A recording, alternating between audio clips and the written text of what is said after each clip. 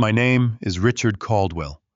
I am 70 years old, and I spent my entire life building a commercial real estate empire in Chicago. I clawed my way up from nothing, surviving market crashes, ruthless competitors, and the exhaustion of working 80-hour weeks for 4 decades. I thought I had secured a peaceful retirement. I thought I had built a fortress for my family. But the most dangerous predators do not attack your business. They sleep in your bed. The cold, rhythmic beeping of the heart monitor was the only sound in the VIP intensive care unit. The room smelled of sharp antiseptic and fading hope. Dr. Gregory Thorne, the chief of medicine, stood at the foot of my bed, holding my chart with a grim expression. He looked at me, then at my wife Victoria, and delivered the verdict. "Mr. Caldwell," he said, his voice heavy, "we have run every test. Your liver is shutting down and your kidneys are failing rapidly. We cannot find an underlying natural cause, and at this rate of deterioration, your body cannot handle a transplant. You have at most 72 hours. The words hung in the air like a death sentence. 72 hours. 3 days to sum up a lifetime. The doctor offered his condolences, murmured something about making me comfortable, and quietly exited the room. I kept my eyes closed. The fatigue in my bones was crushing, a heavy, suffocating weight that made even breathing feel like a chore. I waited for the sound of Victoria crying. I waited for my wife of 10 years to collapse into the chair beside me, to tell me she loved me, to say we would fight this together. Instead, I felt her soft, manicured hands gently wrap around my right hand. She leaned in close. Her expensive perfume filled my senses. I prepared myself for a tearful goodbye. But the voice that grazed my ear was not shaking with grief. It was dripping with a chilling, victorious relief. Finally, Victoria whispered, "3 more days. Then it is all mine." My heart slammed against my ribs, but I did not open my eyes. I froze, forcing my breathing to remain shallow and steady. Was I hallucinating? Was the organ failure playing tricks on my mind? But then the sharp click of designer heels echoed from the doorway. It was Harper, Victoria's 25-year-old daughter. A girl I had put through an expensive private college, whose debts I had paid, whose luxurious lifestyle I had completely funded. "I am taking his Porsche 911. Harper said, her voice completely devoid of emotion. No discussion. "I want the keys the second his heart stops." Victoria chuckled softly, a dark, hollow sound that made my blood run cold. "Just be patient, darling," Victoria replied, patting my hand one last time before letting it drop onto the mattress like a piece of garbage. "Let the old man finish dying. The lawyers have the transfer deeds ready. By Friday, we will never have to pretend to care about him again."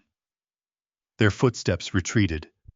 The heavy door of the hospital room clicked shut. I opened my eyes. The room was empty, but the air felt thick with their betrayal.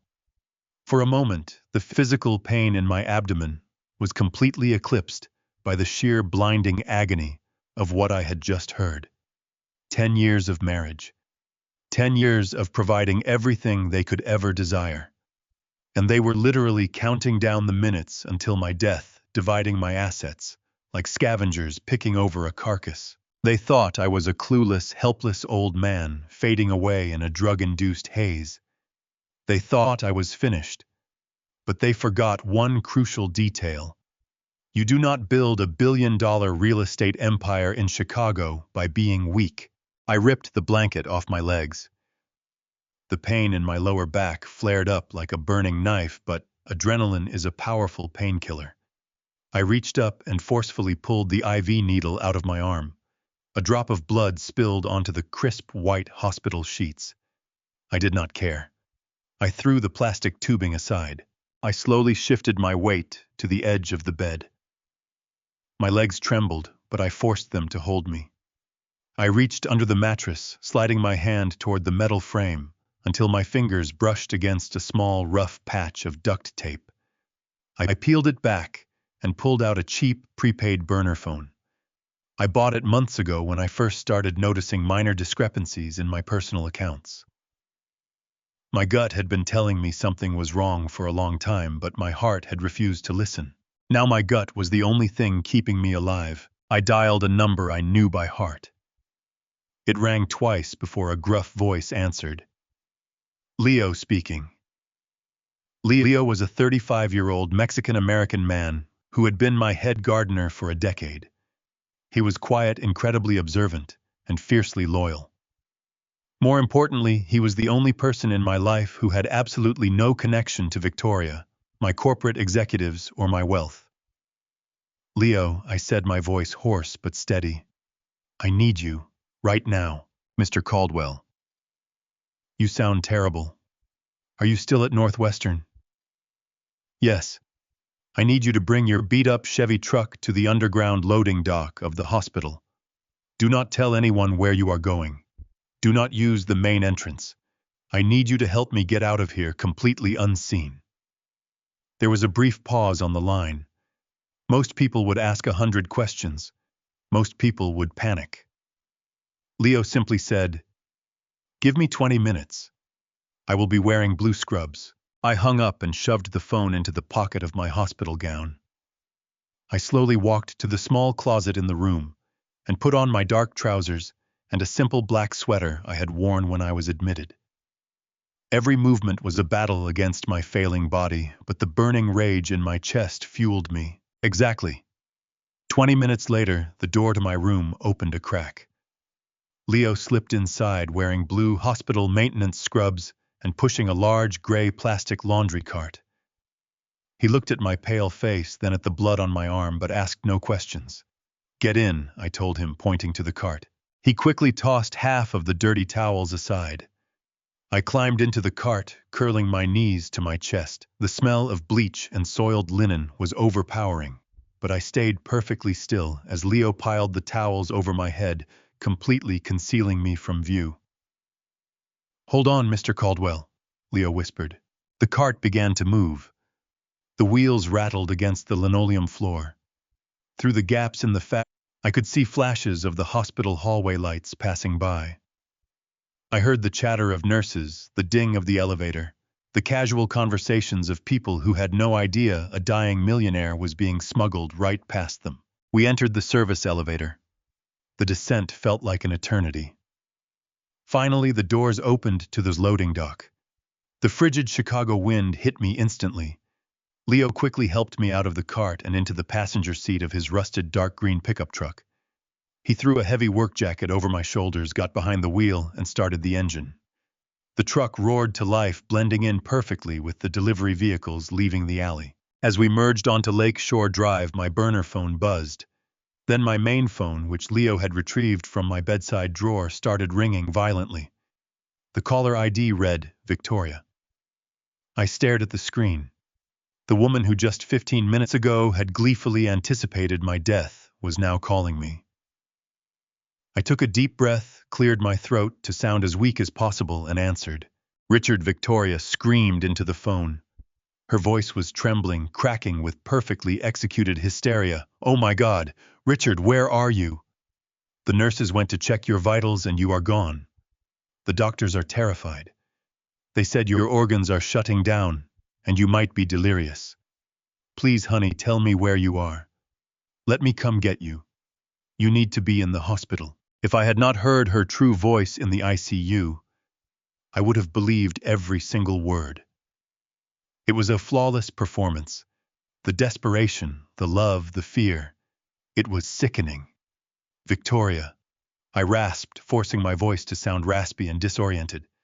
I could not stand the hospital walls anymore. I just wanted to breathe some fresh air. I want to look at the lake. "Richard, you are dying. You cannot be out there alone. Come back to me, please. We need to take care of you." "I am just going to sit by the water for a while," I whispered. "Do not worry about me. Just prepare everything. It will be over soon." I hung up the phone and immediately turned off the power, pulling the battery out to ensure they could not track my location. I tossed it into the glove compartment. Leo kept his eyes on the road. "Where to, boss?" he asked quietly. I leaned back against the worn seat. I did not have an autoimmune disease. I was 70 years old, but I was healthy. I took vitamins, I exercised. I had top-tier medical care.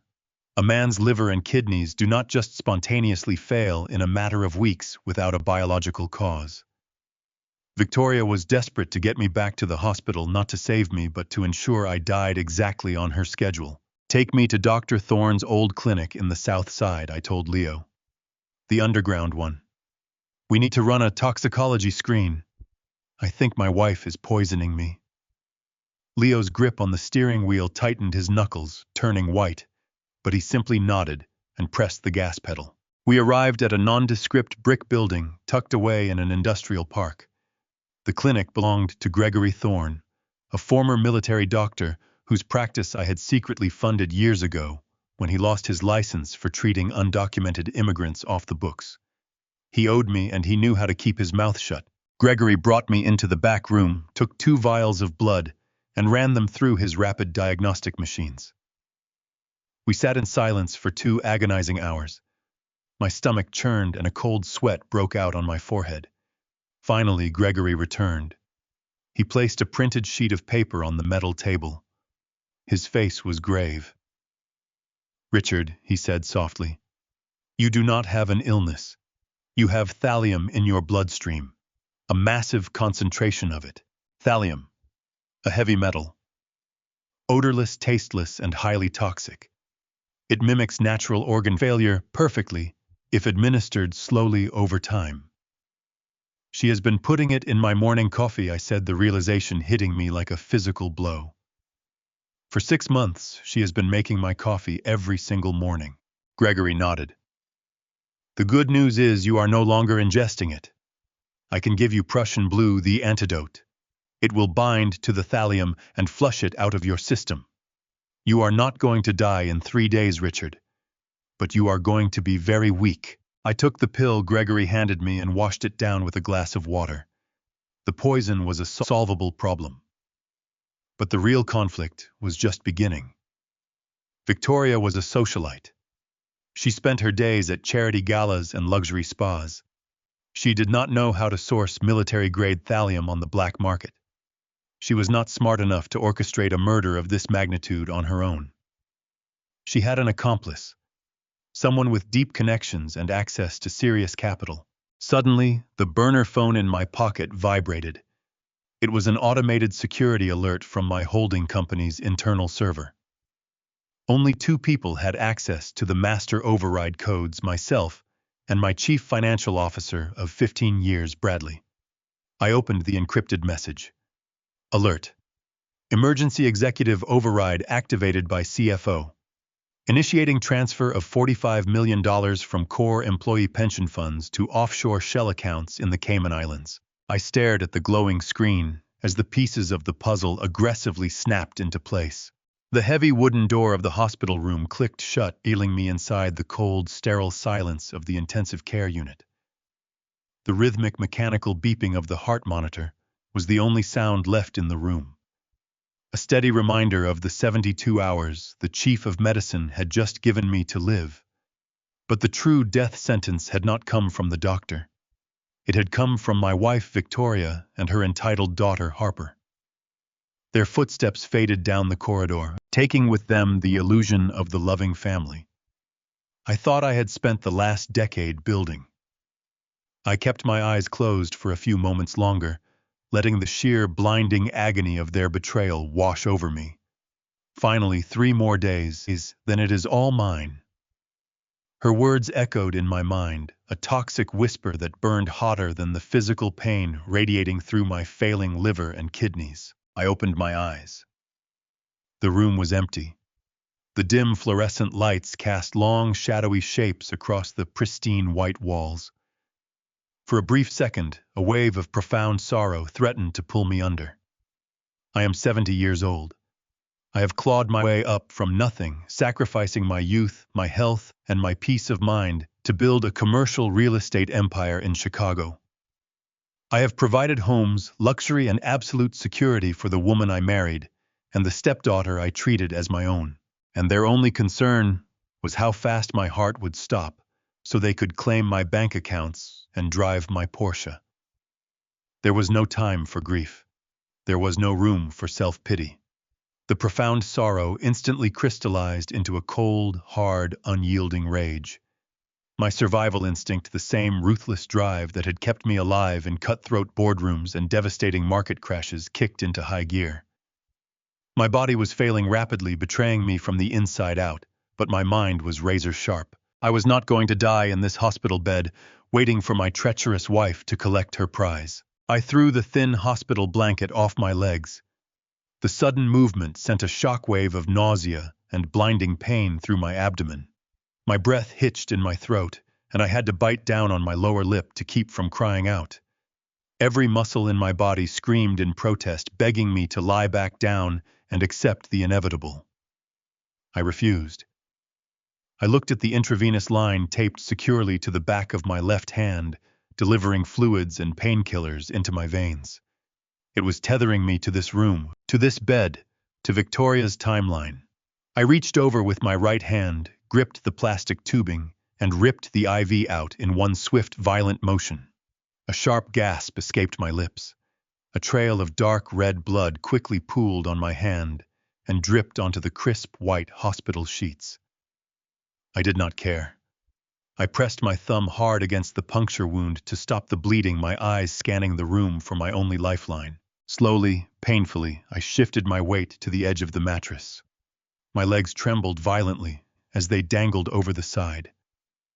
I reached my good hand under the thick mattress, sliding my fingers along the cold metal frame. I felt the rough texture of duct tape. I peeled it back and retrieved a cheap prepaid burner phone. I had bought this phone nearly 6 months ago, when the first faint whispers of doubt had crept into my mind. My gut feeling, honed by decades of dealing with corporate sharks, had started signaling that something was fundamentally wrong with my personal finances. Subtle discrepancies in bank statements, legal documents routed through Victoria, instead of my primary counsel, hushed phone calls that ended the second I entered a room. I had buried those suspicions, wanting desperately to trust the woman I loved. Now, holding the small plastic device in my trembling hand, I realized that ignoring my gut had nearly cost me my life. I powered on the phone. The screen flickered to life, casting a harsh blue glow in the dim room. There was only one number programmed into the contacts.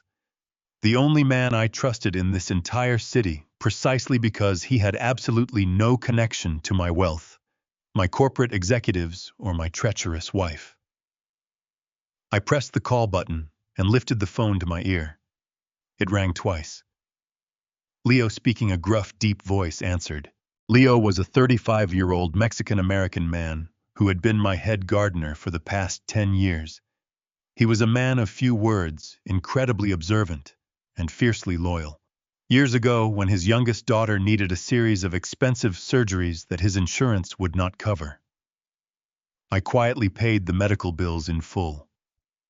I never mentioned it to him, and he never brought it up, but the silent bond of absolute loyalty had been forged between us forever. He was not in my will. I had no motive to want me dead. Leo Ma.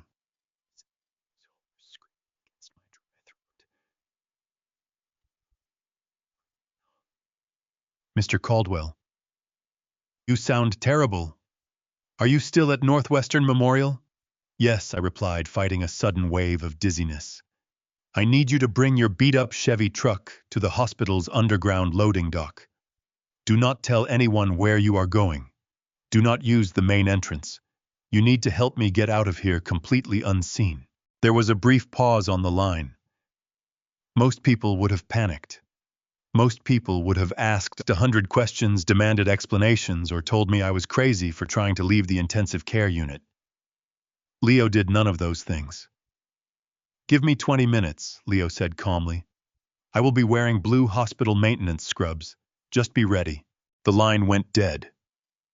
I shoved the burner phone deep into the pocket of my hospital gown. Now came the hardest part, waiting. The ticking clock in my head grew louder with every passing second. At any moment, a nurse could walk in to check my vitals. At any moment, Dr. Thorne could return to monitor my failing kidneys. I had to get dressed and be prepared to move the instant Leo walked through that door. I forced myself to stand up. The room spun wildly, tilting on its axis as black spots danced across my vision. I grabbed the sturdy metal railing of the hospital bed, holding on for dear life until the vertigo passed. I shuffled agonizingly toward the small, narrow closet near the bathroom.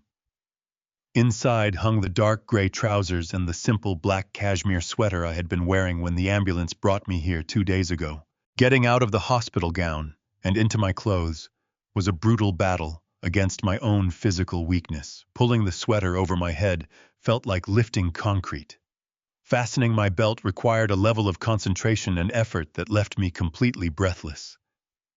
I leaned against the closet door, chest heaving, sweat dripping down my face, but I was fully dressed. I looked like a man, not a patient waiting to die. I sat heavily on the small visitor chair in the corner of the room, keeping my eyes fixed on the heavy wooden door. 10 minutes passed. 15 minutes. The silence was maddening. Every footstep in the corridor outside made my muscles tense.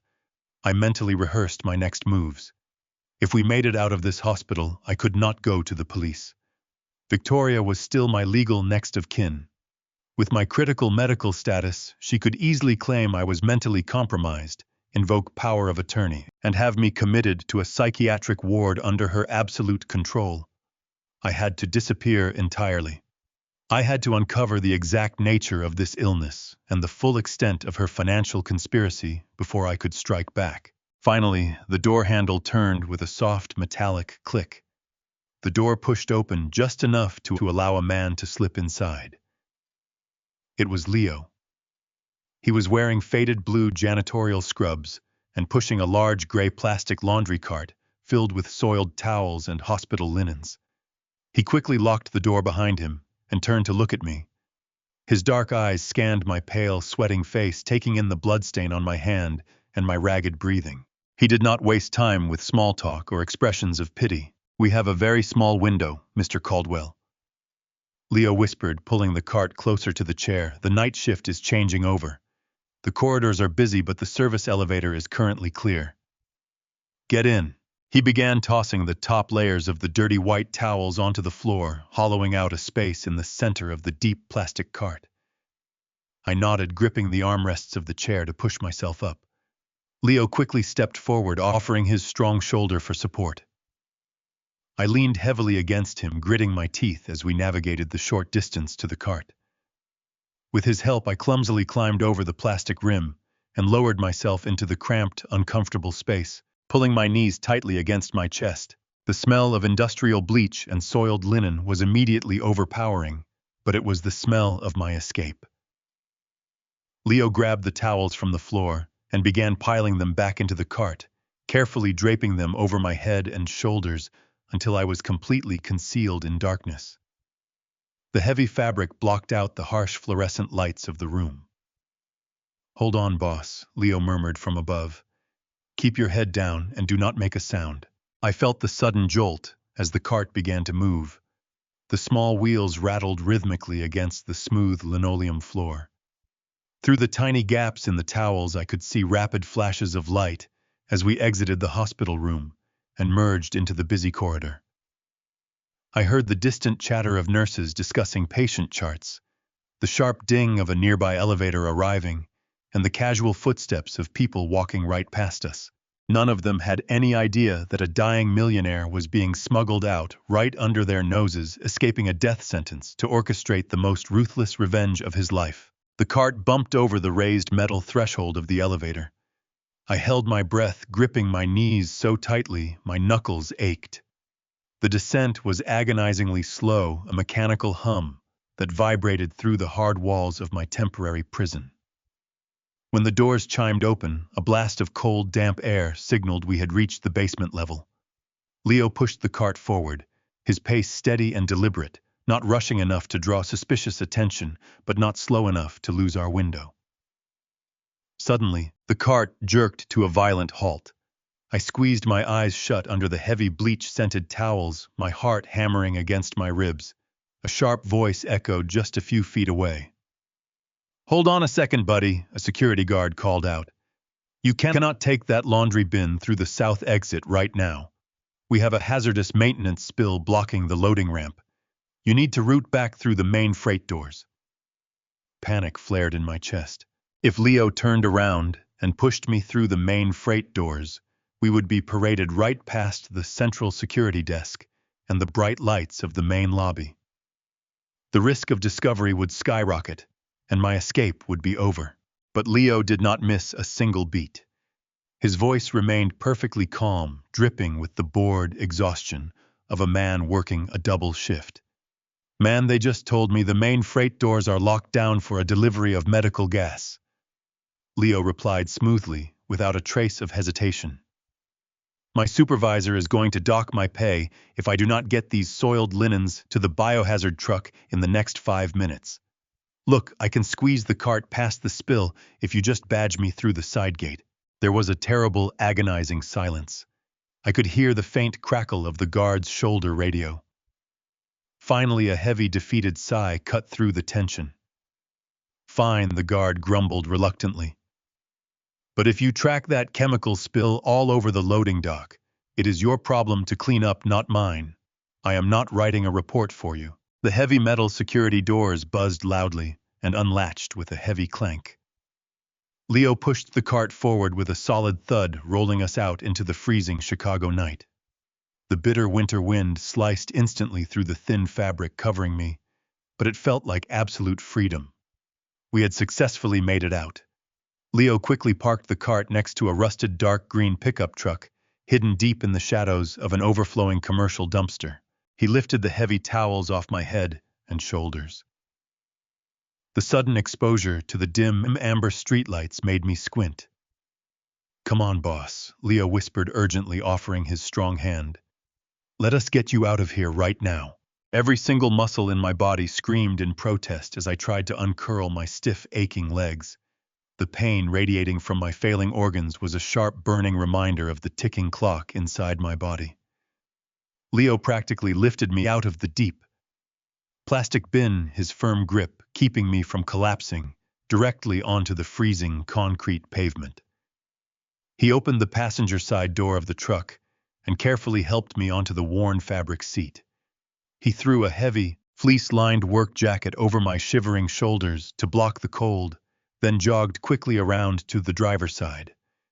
The old engine roared to life with a rugged, uneven sputter, and we pulled out of the dark alley, leaving the towering structure of Northwestern Memorial Hospital fading rapidly in our rearview mirror. As we merged onto the desolate stretch of Lakeshore Drive, my hidden burner phone remained perfectly silent in my jacket pocket. However, my main phone, the one Victoria meticulously monitored every single day, began to vibrate violently inside my trousers. Leo glanced over from the steering wheel, his jaw set in a tight, worried line. I pulled the expensive device out and stared down at the glowing digital screen. It was her. The woman who less than a single hour ago had gleefully counted down the minutes to my absolute demise. I took a deep, jagged breath, forcing myself to steady my racing heart. I needed to buy myself some crucial time. I needed her to believe her murderous plan was still flawlessly in motion. I swiped the glass screen and brought the phone slowly to my ear. Before I could even utter a single word, her voice exploded through the tiny speaker. Richard, she cried out, her tone laced with a hysterical pitch, perfect panic that chilled my blood.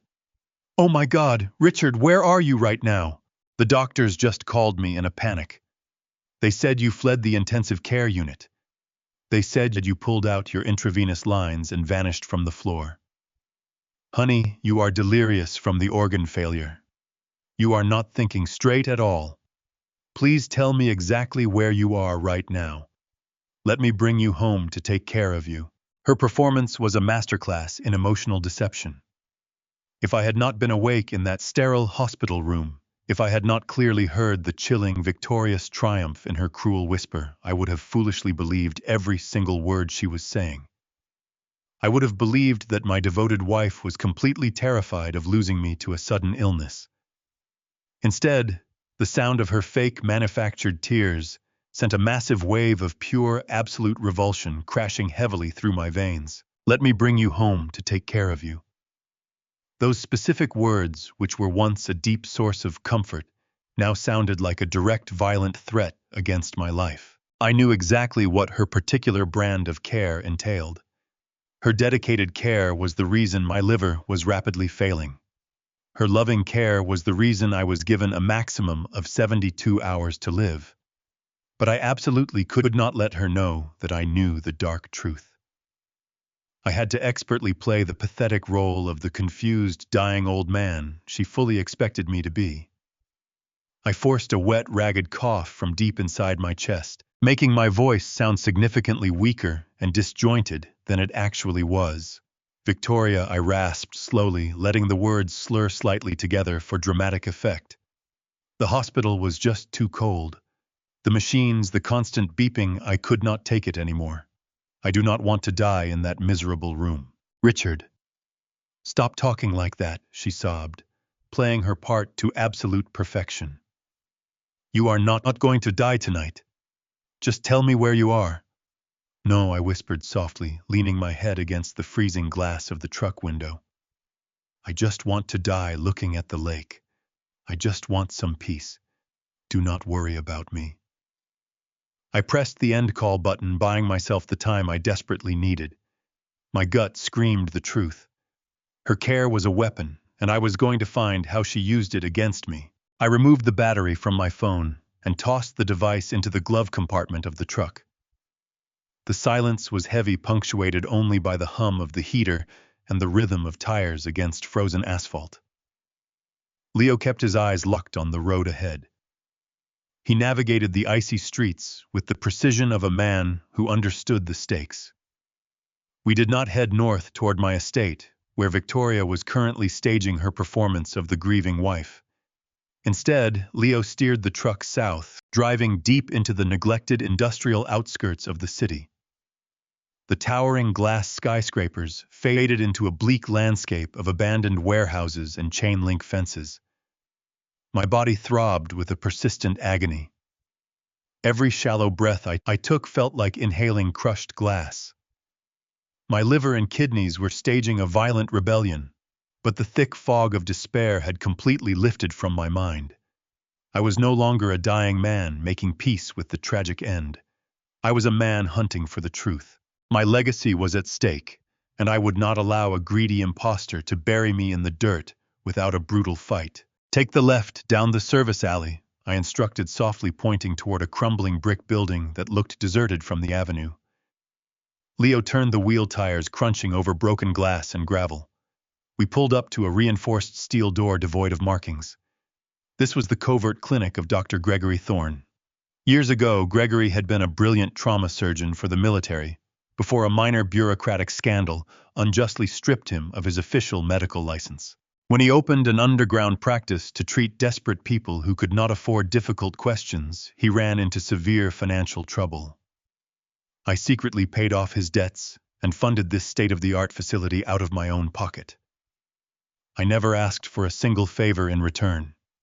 Until tonight. Leo parked the truck, quickly stepped out into the freezing wind, and helped me navigate the icy pavement. He pounded on the door with a rhythmic knock. A small viewing panel slid open, revealing a pair of sharp, cautious eyes.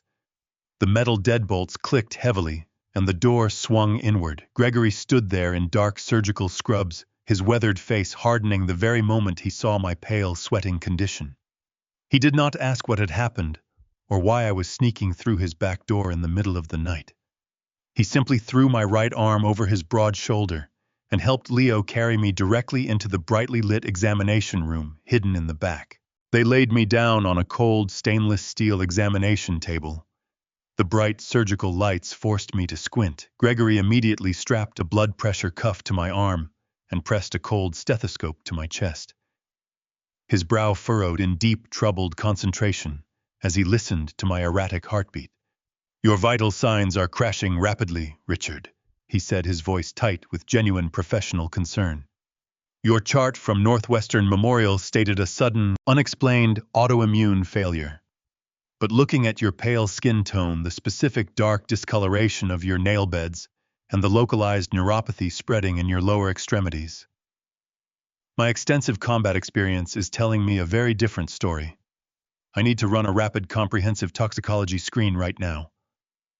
I nodded weakly, offering him my bruised arm. Gregory tied a tight rubber tourniquet just above my bicep and smoothly inserted a needle drawing 2 large vials of dark, sluggish blood. He rushed over to a complex diagnostic machine, humming in the corner of the room, inserted the fresh samples, and immediately initiated the sequence. The machine began a low rhythmic hum. For the next 2 agonizing hours, the waiting was a brutal test of human endurance. Leo stood silently by the closed door, like a loyal sentry, his muscular arms crossed firmly over his chest. I stared blankly at the white ceiling tiles, desperately fighting violent waves of severe nausea. I mentally replayed every single interaction with Victoria over the last 6 months. The sudden, charming insistence on preparing my breakfast entirely by herself. The suspicious way she always lingered quietly in the kitchen until I completely finished my morning coffee. The subtle, gradual onset of my overwhelming fatigue that she constantly dismissed as simple stress from running my highly demanding commercial real estate empire. The diagnostic machine emitted a sharp, high-pitched beep. The printing mechanism whirred, spitting out a long strip of glossy paper. Gregory tore the paper from the machine and stared at the printed results. His shoulders tensed, and he slowly turned to face me. The room fell perfectly silent. "Richard," he began, his deep voice dropping to a grim, extremely serious whisper. "You do not have a sudden autoimmune disease. Your vital organs are not failing naturally. You have a massive, absolutely lethal concentration of thallium in your bloodstream." I stared at him, the horrifying echoing endlessly in my mind. Thallium. A highly toxic, heavily regulated heavy metal. It is completely odorless, completely tasteless, and it dissolves instantly in hot liquid without leaving a trace. If administered slowly, drop by drop, over a long period of time, it perfectly mimics natural gradual organ failure. It leaves the unsuspecting victim physically weak, mentally confused, and inevitably dying, while the ruthless poisoner simply waits nearby to collect the massive inheritance. My blood ran completely cold. The daily morning coffee, the slightly bitter aftertaste I had foolishly chalked up to a new expensive roast. Victoria had been looking me directly in the eyes, smiling her beautiful, supportive smile, while happily feeding me a lethal dose of heavy metal every single morning for 6 consecutive months. She had meticulously calculated the perfect amount to gradually destroy my internal organs without raising any immediate alarms from my regular team of prestigious physicians. Gregory pulled a small sealed vial of dark blue liquid from a locked metal medical cabinet. "The good news is you are no longer actively ingesting the poison," he explained quickly, preparing a dose. "I am administering a dose of Prussian blue. It is the only known medical antidote for this specific toxin. It will bind to the heavy metal isotopes in your digestive tract and forcefully flush them out of your system. You are going to survive this nightmare, Richard, but you will be incredibly weak for days." I swallowed the thick, chalky liquid without hesitation, feeling a dark, vengeful clarity settle permanently over my mind. The insidious poison was a solvable medical problem, but the real devastating conflict was just beginning to fully unfold. Victoria was a pampered, superficial socialite who spent her entire days at exclusive charity galas and luxury health spas. She barely knew how to correctly operate our fancy espresso machine, let alone how to secretly navigate the dangerous black market. She did not know how to source military-grade thallium on her own. She was not smart enough to orchestrate a sophisticated, untraceable murder of this massive magnitude by herself. She had a highly connected, resourceful accomplice, someone operating quietly in the shadows. Victoria had a ruthless accomplice operating quietly in the shadows. I sat on the edge of the cold, stainless steel examination table, pulling my dark cashmere sweater tighter around my shivering frame. The medical antidote was already actively working through my damaged digestive system. But the severe physical toll of the toxic heavy metal was impossible to simply ignore. My vision blurred slightly as the harsh fluorescent lights of the medical clinic buzzed relentlessly overhead. Leo stood perfectly still near the reinforced steel door, his posture rigid and highly alert, sensing the dangerous shift in my silent demeanor. I was no longer just a heartbroken victim of a treacherous, greedy spouse. I was a marked target in a much larger, far more sophisticated criminal conspiracy. Dr. Gregory Thorne walked over and handed me a highly secure, heavily encrypted tablet I kept safely stored in the clinic's hidden wall safe for extreme emergencies. I had placed the device there many years ago, fully pre-configured, with direct, untraceable access to my commercial real estate empire's master servers. It was a paranoid, protective failsafe I had sincerely prayed I would never actually need to use in my entire lifetime. I powered on the black device.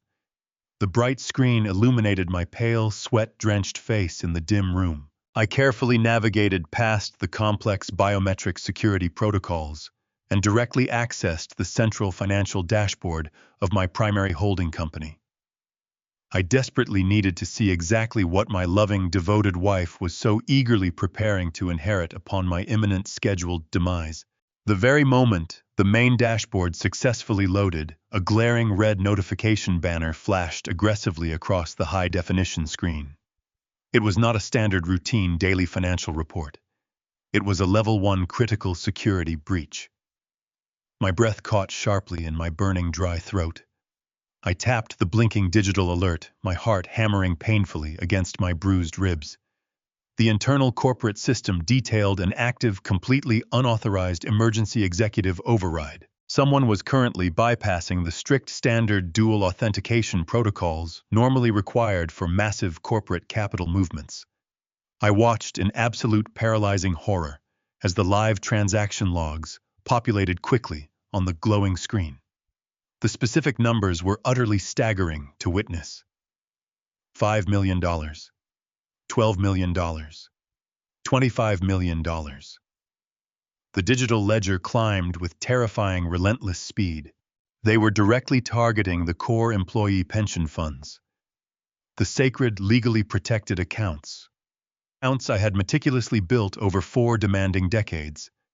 Those specific funds were specifically designed to guarantee the long-term retirement security of the thousands of loyal, hard-working employees who had dedicated their lives to helping me construct my vast empire. The massive funds were being systematically drained, routed rapidly through a highly complex, untraceable web of international wire transfers, and deposited directly into a series of anonymous offshore shell accounts located deep in the Cayman Islands. $45 million. That was the final devastating number flashing boldly on the digital screen. The massive sum of money was simply gone. I stared blankly at the digital footprint, my tired, aching mind racing to properly process the sheer unforgivable audacity of the brazen corporate theft. The complex computer system absolutely required a master security clearance to legally execute a remote transfer of that massive magnitude without triggering an immediate, company-wide financial lockdown. There were only 2 people on the entire planet who currently possessed that specific, highly elevated level of unrestricted supreme financial clearance. Myself and my chief financial officer, Bradley. The familiar, trusted name hit me like a brutal physical blow directly to the chest, knocking the remaining wind completely out of me. Bradley was not just a high-ranking corporate executive employee.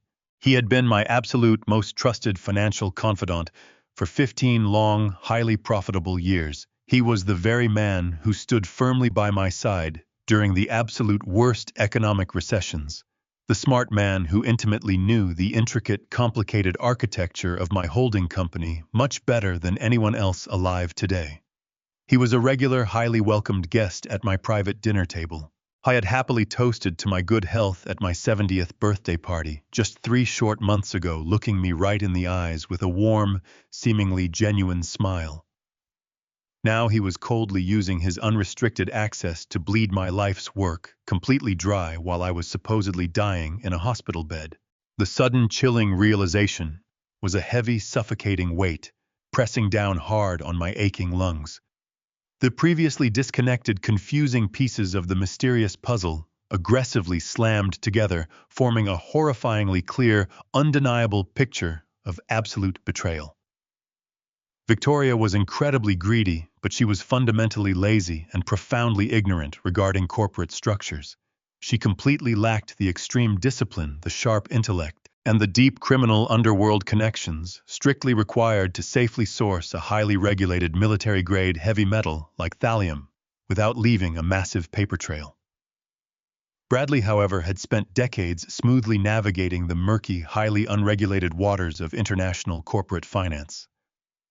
He routinely managed high-risk global acquisitions, dealt frequently with ruthless overseas contractors, and knew exactly how to effortlessly make completely illegal financial transactions disappear entirely into thin air. He was the invisible, highly calculating supplier of the poison. Victoria was the willing, beautiful, and utterly ruthless executioner. They had forged a sickening, deadly alliance right behind my back, while smiling directly to my face. They were not just casually planning to quietly murder me for a standard wealthy inheritance. They were actively orchestrating a massive, devastating corporate heist right before my weakened heart was supposed to stop beating forever. I looked up slowly from the glowing tablet, my hands trembling slightly from the sheer magnitude of the horrific discovery. The raw, unfiltered anger burning brightly inside my chest was entirely different from the profound, crushing sorrow I had deeply felt in the hospital room earlier tonight. This was a cold, highly calculated, absolute fury that demanded immediate, uncompromising justice. Bradley knew my medical condition was rapidly deteriorating in the intensive care unit. He knew the doctors at Northwestern Memorial had confidently given me a maximum of 72 hours to live. I was deliberately timing the massive embezzlement perfectly, ensuring the offshore financial transfers would completely clear the international banking systems precisely when my death was officially pronounced by the medical staff. By the time the strict federal auditors or the corporate board of directors finally realized the massive employee pension funds were completely gone, the stolen money be entirely untraceable, and the prime suspect for the horrific crime would inevitably be a tragically dead man. They had arrogantly anticipated every single variable. They had perfectly accounted for every possible corporate safeguard I had ever implemented. But they had absolutely no idea that I was sitting safely in an underground medical clinic on the south side of Chicago, actively watching their entire criminal operation unfold in real time. I quietly locked the glowing screen of the heavy digital tablet and slowly handed it directly back to the observant doctor. I had seen enough. The deadly, unforgivable game had officially changed, and I was going to thoroughly destroy them. But destroying an entrenched corporate traitor and a sociopathic wife required mobility, massive legal resources, and unyielding physical stamina. I possessed none of those things at this exact moment. I sat quietly on the edge of the cold examination table, staring at the blank screen of the encrypted tablet. The Prussian blue antidote was actively binding to the lethal heavy metal in my digestive tract, but the severe damage to my liver and kidneys had left me incredibly weak. My hands were shaking. My breathing was shallow, and standing up without assistance felt like a monumental task. I could not fight a multi-million-dollar corporate war and a calculated murder plot from a hidden hospital bed. If I tried to independently contact the federal authorities right now, Victoria would simply intercept the communication present her perfectly fabricated medical records and have me legally committed as a delusional, dying old man. I desperately needed a proxy. I needed someone on the outside with absolute legal standing, a razor-sharp intellect, and a deeply personal, entirely legitimate reason to absolutely despise my wife. I slowly handed the secure tablet back to Dr. Thorne and looked over at my loyal gardener. "Leo," I whispered, my voice thick with exhaustion and a new heavy sense of shame. "I need you to drive me somewhere else tonight. There is only one person in this entire city who can help us execute this fight." Leo stepped forward, his dark eyes filled with silent readiness. "Where are we going, Mr. Caldwell?" he asked quietly. I took a deep, shaky breath, letting the painful reality of my past mistakes wash over me. "We are going to see Julia," I replied. Leo blinked, his usual stoic expression cracking with genuine surprise for the very first time tonight. Julia, my biological daughter. The only child I had from my first marriage before my first wife passed away. 5 years ago, Julia and I had a devastating, incredibly bitter fallout that ended with me completely disowning her and legally removing her name from my massive estate. I had foolishly believed Victoria back then. My new loving wife had meticulously fed me a series of convincing lies, showing me forged emails and manipulated financial documents that seemingly proved Julia was actively trying to steal from my commercial real estate holding company. Victoria had played the role of the concerned stepmother to absolute perfection, crying tears of fake sorrow, while slowly poisoning my relationship with my only child. In my stubborn, arrogant pride, I had chosen to blindly trust the woman sharing my bed instead of the daughter sharing my blood. I had thrown Julia out of my office, cut off all her financial support, and brutally told her to never contact me again. For 5 long years, my immense pride had completely blinded me to the truth. Now, sitting in this underground clinic with poison in my veins, I finally realized the horrifying extent of Victoria's master plan. She had deliberately isolated me. She had systematically removed my natural heir to ensure she and Bradley would have completely unhindered access to my entire fortune when they finally decided to kill me. I had to swallow my massive pride. I had to face the daughter I had profoundly wronged, look her directly in the eyes, and beg for her forgiveness before it was too late. Gregory gave me a stern medical warning about leaving the clinic so soon, but he understood the desperate gravity of the situation. He packed a small, discreet medical bag with extra doses of the antidote and basic pain management medication. Leo helped me stand securely, wrapping my arm around his strong shoulder to bear the brunt of my weight. We walked slowly out of the bright examination room, through the freezing hallway, and back out into the bitter Chicago winter night. The dark green pickup truck was still idling quietly in the hidden service alley. Leo gently helped me into the passenger seat, cranked the heater up to its maximum setting, and carefully backed out onto the desolate street. I gave him the address from memory. It was a modest working-class neighborhood on the near west side of the city worlds, away from the luxurious, sprawling lakefront estate I currently shared with the woman trying to murder me. The drive felt agonizingly long. Every pothole and bump in the icy asphalt sent sharp spikes of pain shooting through my damaged abdomen. But the physical agony was absolutely nothing compared to the crushing emotional weight pressing down heavily on my chest. I stared out the frosted window at the passing streetlights, my mind racing with doubt and deep regret. Would she even open the door for me? Would she take one look at my pale, dying face and simply slam the wooden door shut? I had said unforgivable, cruel things to her 5 years ago. I had completely abandoned her when she desperately tried to warn me about Victoria's true manipulative nature. I was a brilliant, highly successful businessman who had been played for an absolute fool, and now I was crawling back to the daughter I had discarded, bringing a trail of corporate destruction and deadly poison right to her modest doorstep. Leo pulled the truck into the narrow parking lot of a simple 3-story brick apartment building. The streetlights flickered dimly overhead, casting long shadows across the snow-covered sidewalks. It was past 2 in the morning. The neighborhood was completely silent, asleep under the freezing winter sky. We sat in the idling truck for a moment. My hands trembled violently, and it was not just from the heavy metal poison. It was pure, unadulterated fear. The fearless commercial real estate mogul was terrified of facing his own child. "We are here, boss," Leo said softly, turning off the engine. "Do you want me to go up first and knock?" I shook my head slowly, gripping the door handle with my bruised, shaking hand. "No," I replied, forcing my voice to remain steady. I have to do this myself. I have to look her in the eyes. Leo stepped out of the truck and quickly came around to my side, offering his support. The biting wind cut through my thick jacket instantly, but I focused entirely on placing one foot in front of the other.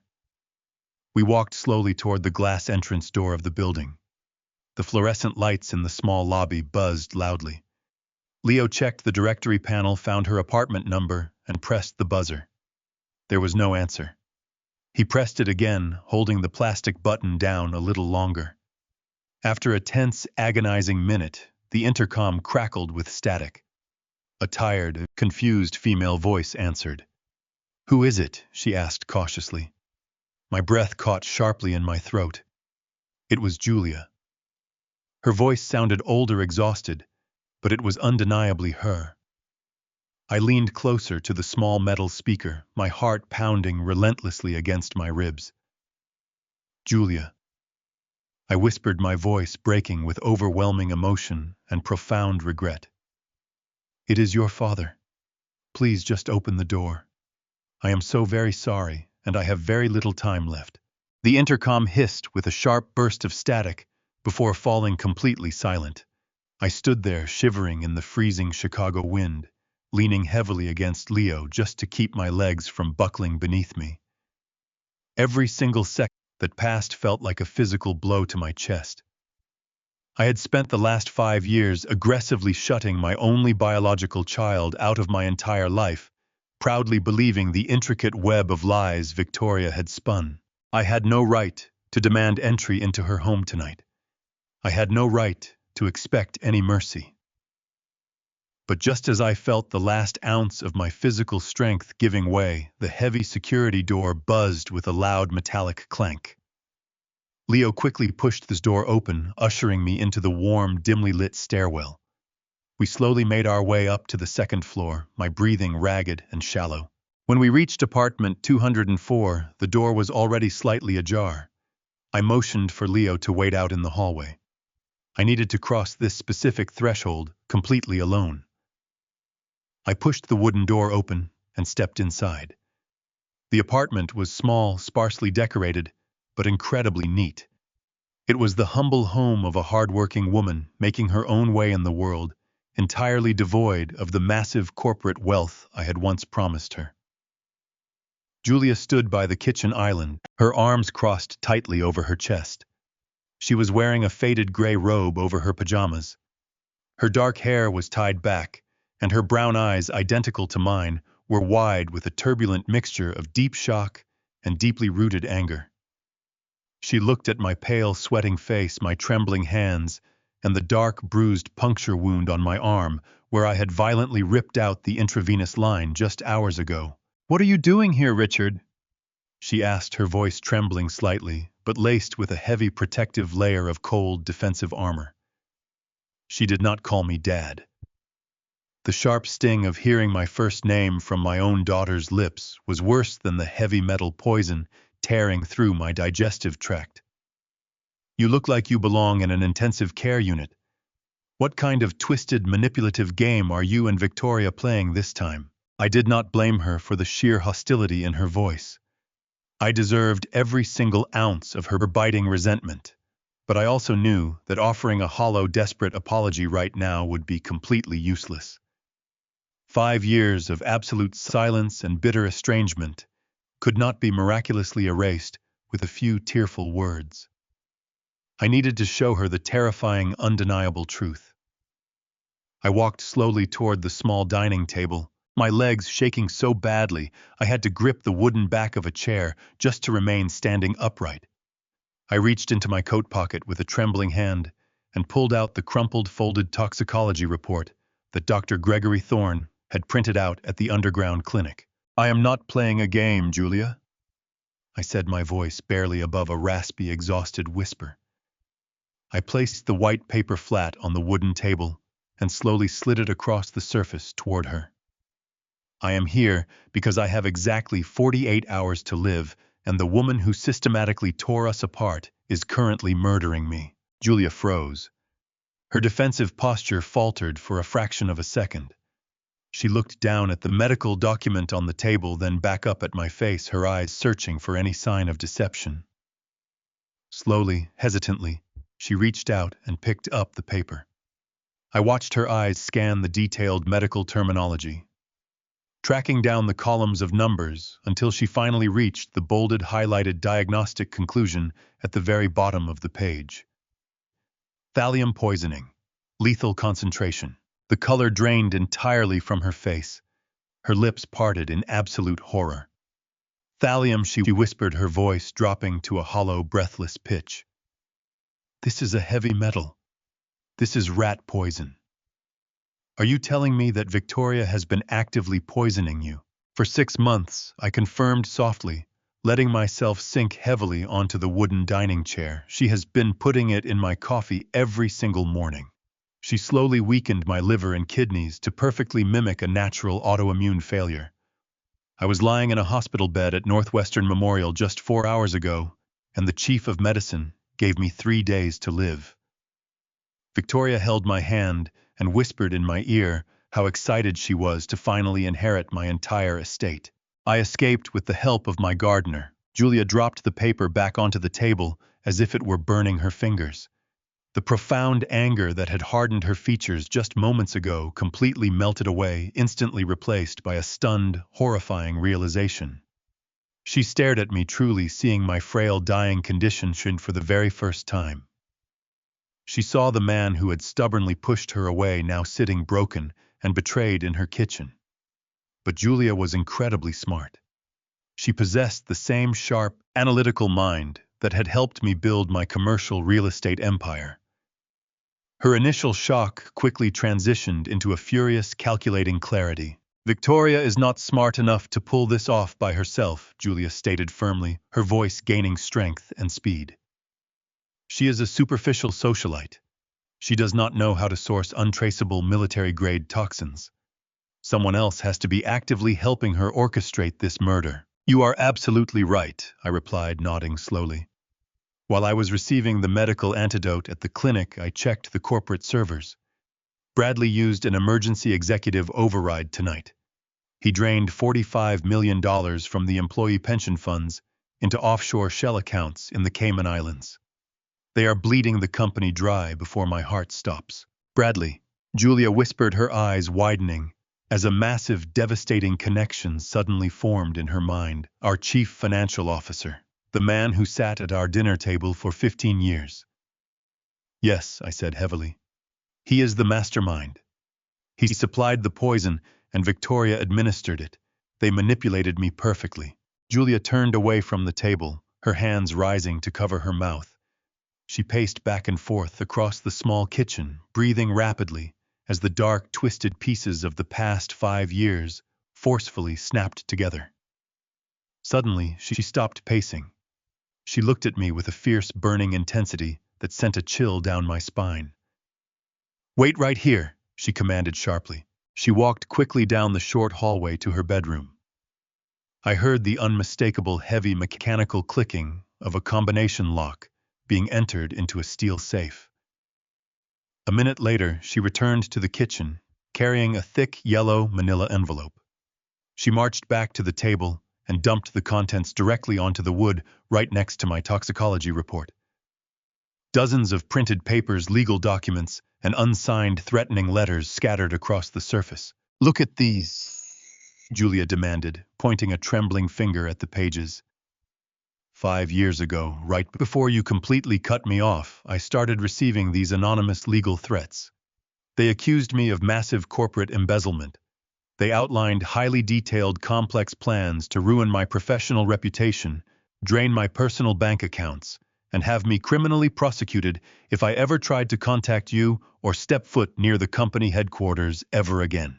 I reached out and picked up one of the threatening letters. The paper felt heavy in my hands. I read the first paragraph, and my blood ran completely cold. The specific legal jargon, the highly technical financial threats, the aggressive, deeply structured formatting. It was incredibly distinct. Victoria had shown me similar forged documents 5 years ago, claiming Julia had written them to steal from me. But looking at them now with a clear, unclouded mind, the horrifying truth was undeniable. Do you recognize the phrasing? Julia asked, her voice shaking with years of pent-up frustration and pain. I was so terrified, Dad. The financial details in these letters were so specific, so deeply embedded in the company infrastructure. I thought you were the one who wrote them. I thought you hated me so much that you were actively trying to destroy my life. I stared at the pages, feeling a crushing, agonizing wave of guilt and fury. No. I whispered, my voice thick with emotion. I did not write these. And Victoria certainly did not write them either. She does not know anything about corporate financial structures or federal embezzlement laws. I looked up, meeting my daughter's tear-filled eyes. This specific phrasing, the way these legal threats are structured. It is Bradley. Julia nodded slowly, a single tear escaping and rolling down her cheek. They worked together, Dad. Bradley drafted the threats to terrorize me into total silence, and Victoria fed you the lies to make you hate me. They systematically destroyed our family 5 years ago, so there would be absolutely no one left to protect you when they finally decided to take everything. We were both played for absolute fools. I reached out with a trembling hand and picked up one of the anonymous letters scattered across the wooden table.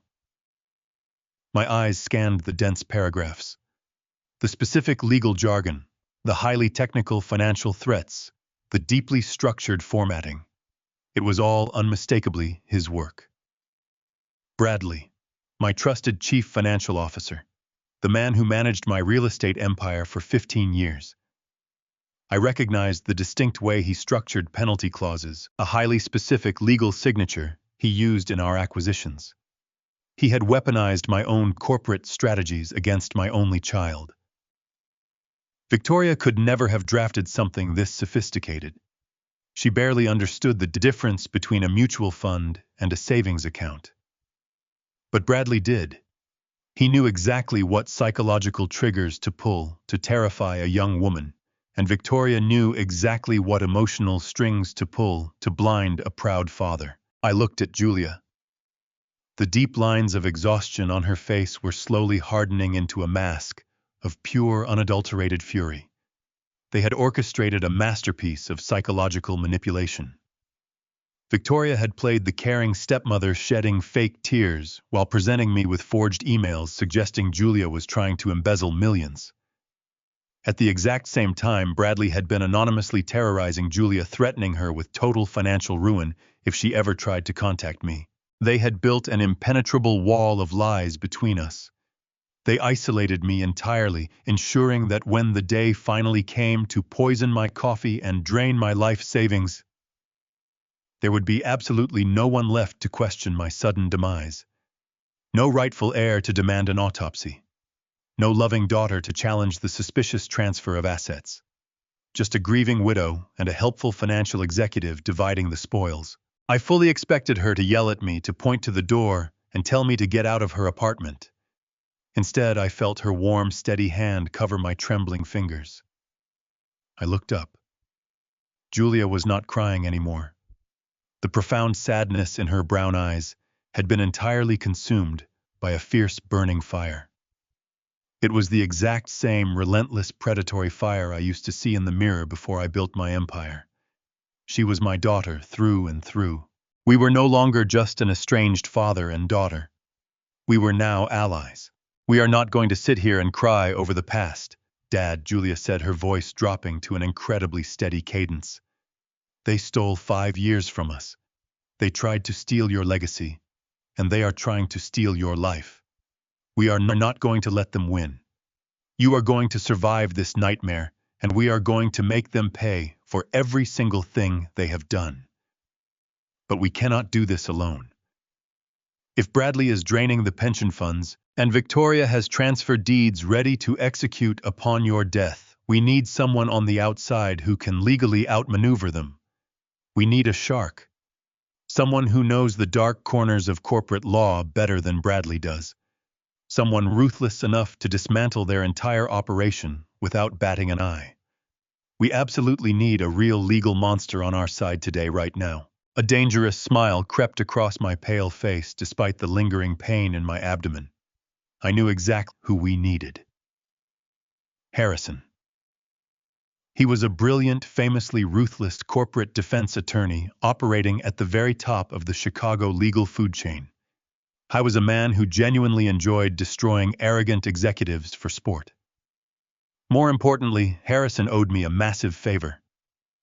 Decades ago, when he was facing a career-ending disbarment, I had utilized my vast network of influence to clear his name. He had sworn absolute loyalty to me ever since. He was the absolute perfect weapon. Harrison absolutely hates Bradley, I told Julia softly. They clashed heavily during a corporate merger 10 years ago. Harrison always said that Bradley relied much too heavily on extremely sloppy loopholes. If we give him the opportunity to legally slaughter Bradley, he will certainly take the complex case very happily today. Julia did not hesitate, for it quickly pulled her silver smartphone directly from her robe pocket. Give me his personal cell phone number, she demanded, her thumbs hovering over the digital keypad. I slowly recited the highly private, unlisted phone number entirely from memory. It was 3 in the morning, a time when most sane people were deeply asleep. But Harrison was not most people. He thrived on late-night corporate crises and high-stakes legal warfare. Julia pressed the call button and activated the speakerphone, placing the device directly in the center of the wooden dining table next to the scattered forged threatening letters and my damning toxicology report. The phone line rang exactly 3 times. The ringing sound echoed loudly in the quiet apartment, a steady rhythmic countdown to the beginning of our brutal retaliation. We sat and waited together in total absolute silence. Who is calling this number at 3 in the morning? A sharp, gravelly voice answered. It was Harrison. This better be a federal indictment, or someone is getting sued. Harrison, I said, forcing my weak voice to project authority. It is Richard Caldwell. The irritation instantly vanished, replaced by sharp, professional attention. Richard, Harrison asked, his tone dropping. The rumors say you are in total organ failure and are not expected to survive the weekend. What is going on? The rumors are partially true, I replied. My loving wife poisoned me with thallium, and my CFO just drained $45 million into offshore accounts. They orchestrated a massive criminal conspiracy. I escaped 2 hours ago. We have 48 hours to build a financial bomb so massive that it leaves absolutely nothing but ashes for them to inherit. I will be there in exactly 25 minutes, Harrison said. Harrison arrived at the apartment exactly 25 minutes later. He did not knock. He simply pounded his heavy fist against the wooden door 3 times in rapid succession. Julia opened it, stepping aside to let the towering attorney inside. Harrison was a man who commanded the very air around him. He wore a dark tailored suit over a crisp white shirt, completely unbothered by the freezing temperatures outside. He carried 2 thick leather briefcases, placing them heavily on the small kitchen table right next to the scattered forged letters and my printed toxicology report. He looked at me, his sharp gray eyes calculating my physical deterioration in a single sweeping glance. You look like you are already dead, Richard, he said, pulling out a sleek silver laptop and powering it on. We are going to need a lot of strong coffee and a completely secure network connection tonight. Julia immediately went to the kitchen counter to start the coffee machine. I pulled my chair closer to the table, ignoring the sharp pains shooting through my damaged liver. We do not have much time, I explained slowly. The doctors gave me 72 hours. I have maybe 48 left. Victoria and Bradley think I am wandering around the lake in a delirious state. They are waiting for me to collapse and die. Harrison did not offer any useless sympathy. He nodded, his fingers flying across the keyboard with incredible speed. We need to set up a secure perimeter right now, he instructed. I am establishing an encrypted virtual private network.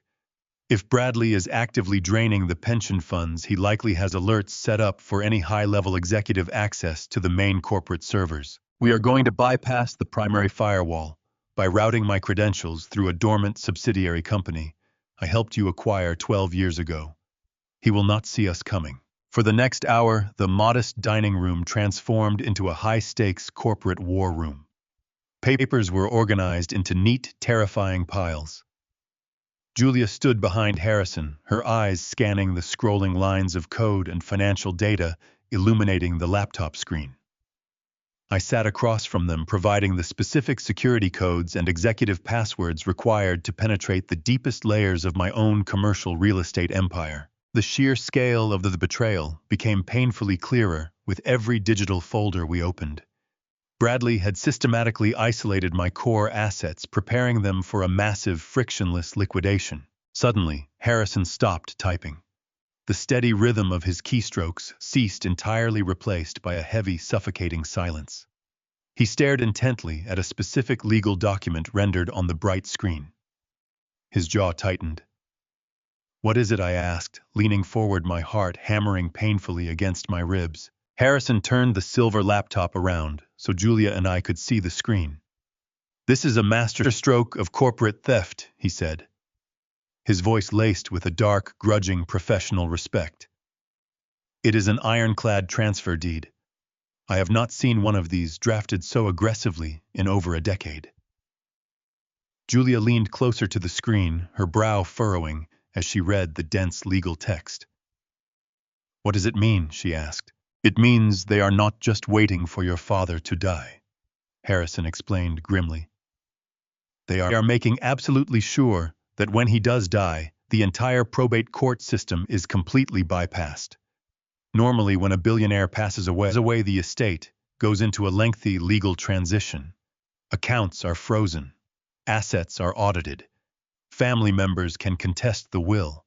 An audit of that magnitude would instantly expose the $45 million Bradley just embezzled from the employee pension funds." I stared at the glowing document, the cold reality settling deep into my bones.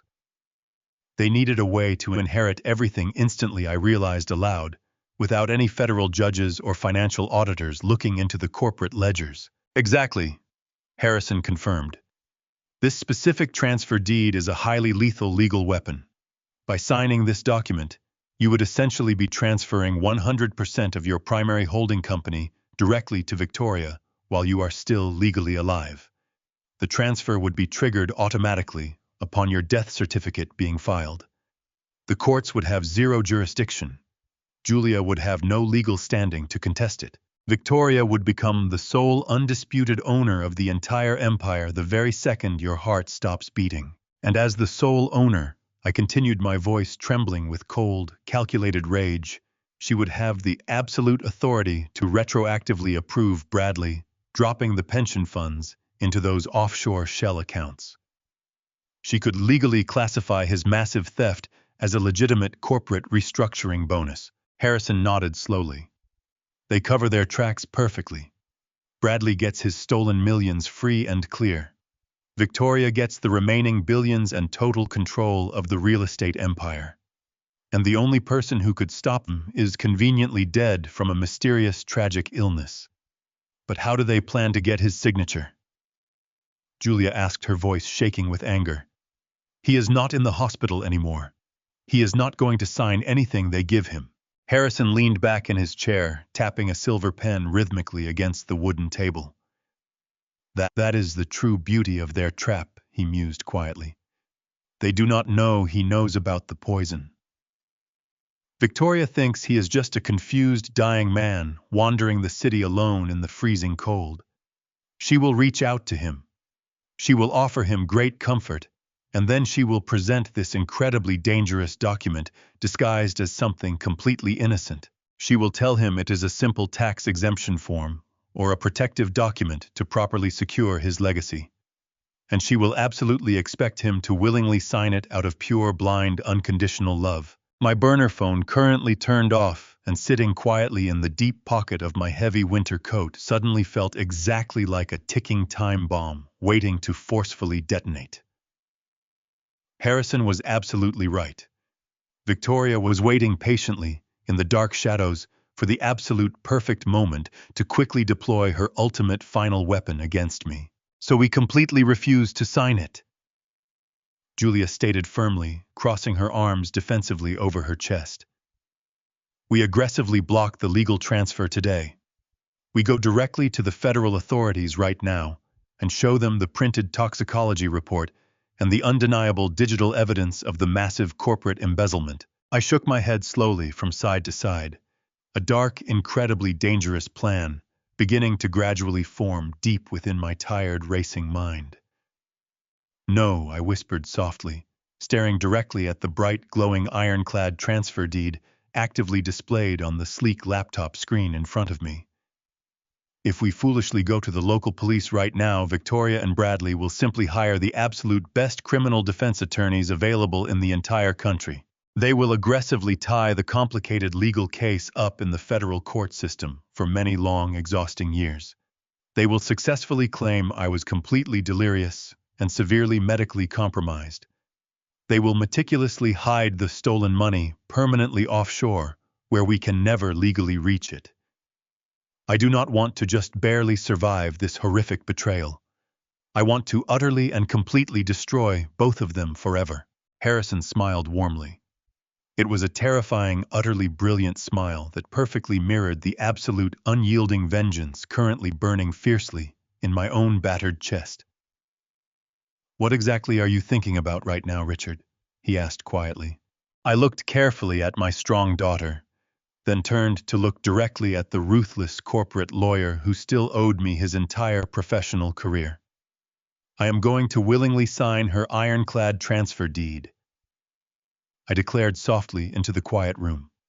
I am going to generously give my treacherous, murderous wife exactly what she so desperately wants. We are going to gladly let her inherit the primary holding company. But right before I finally sign it, you and I are going to aggressively gut the entire real estate empire completely from the inside out. We are going to methodically build a financial bear trap, so unimaginably massive that when it finally snaps shut, it leaves them with absolutely nothing but bitter ashes and a miserable lifetime locked safely behind heavy iron bars. They aggressively sought to quietly bury me in the dark, but they completely forgot that I am the one who truly owns the shovel. The warm, brightly lit room fell into a heavy, resolute silence as the sheer magnitude of my dangerous plan finally settled over the small wooden kitchen table. Harrison leaned back in his wooden chair, a slow, predatory smile spreading across his sharp features. Julia looked directly at me, her brown eyes shining brightly, with a mixture of profound relief and fierce determination.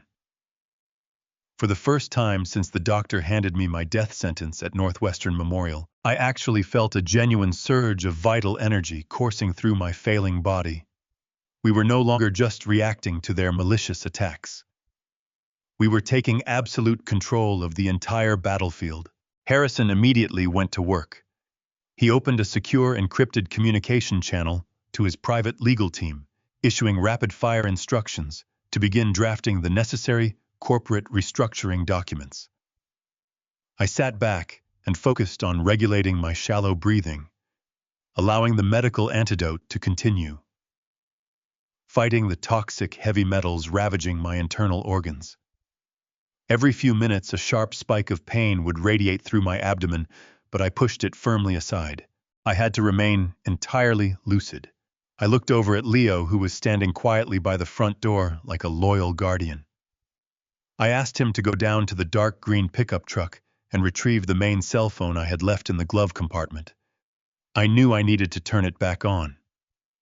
If Victoria and Bradley believed I was truly wandering the freezing streets in a state of terminal delirium, they would inevitably reach out to execute the final phase of their devastating scheme. I needed to open the door for them to walk right into our trap. Leo returned a few minutes later and handed me the cold glass device. I pressed the power button, watching the small screen illuminate the dim room. The moment the phone connected to the cellular network, a flood of missed call notifications and text messages instantly cascaded across the display. Almost all of them were from my treacherous wife. I ignored the frantic voicemails full of her fake manufactured tears, refusing to listen to her desperate performance. My eyes locked onto a specific, highly detailed text message she had sent just 10 minutes ago. I opened the message and read the words slowly, feeling a deep, visceral wave of absolute disgust wash over my tired soul. Richard, please tell me you are safe. The message began dripping with artificial desperation. Bradley just called me. He is so incredibly worried about you.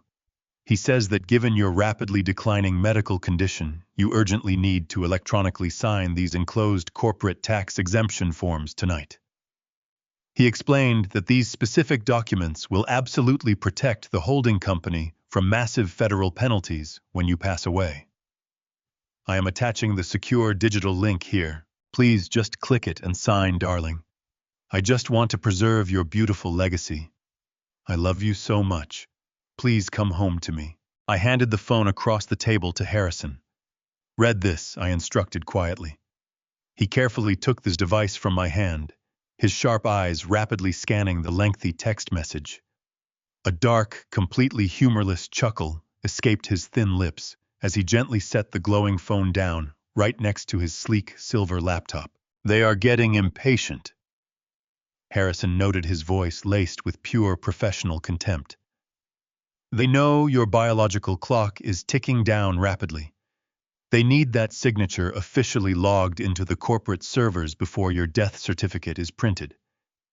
Otherwise, the holding company automatically defaults into the standard probate court system, and their entire elaborate heist completely falls apart. She says she just wants to preserve my legacy, I whispered, the bitter irony burning the back of my throat. She spent 6 months carefully poisoning my morning coffee, watching me slowly deteriorate right in front of her eyes. And now she has the absolute audacity to call me darling while asking me to sign over my life savings. It is a level of pure, unadulterated evil that I cannot even begin to fully comprehend. Julia reached out and gently placed her hand over mine. You do not have to comprehend it, Dad, she said firmly, her voice steady and completely devoid of fear. You just have to destroy it. We have the digital link now. This is the exact piece of bait we desperately needed.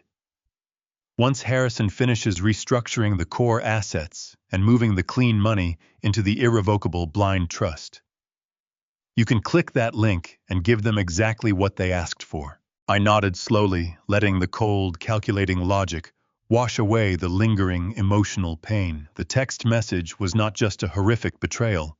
It was a monumental tactical error on their part. By eagerly sending me the ironclad transfer deed electronically, they had unknowingly given us the exact legal tool we desperately needed to execute our devastating retaliation. They thought they were securely locking me into an inescapable financial corner. They did not realize they had just handed me the heavy iron padlock to their own miserable prison cell. Do not reply to her yet, Harrison advised, turning his attention back to the scrolling code on his computer screen. We need to make her sweat a little bit longer. Let her sit in that massive empty estate and wonder if her perfect plan is starting to unravel. Severe anxiety naturally breeds incredibly careless mistakes, and we absolutely want Bradley and Victoria as profoundly anxious and careless as humanly possible right now. I will tell you exactly when to sign that important document. We have a massive amount of highly complex legal work to do tonight, before the sun rises. Let us finish building this beautiful trap. The final phase of our brutal, meticulously planned retaliation was now officially set in motion, and there was absolutely no turning back for any of us tonight. Harrison reached into his second leather briefcase and pulled out a dust-covered binder. The heavy spine was cracked with age, and the pages inside were yellowed. This was not a modern digital file or a recent corporate contract.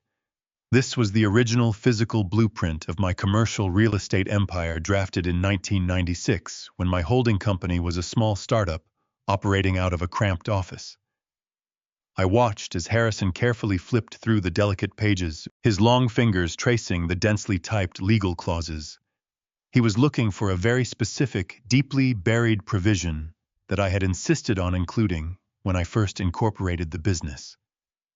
Back then, I was a fiercely independent developer who trusted absolutely no one.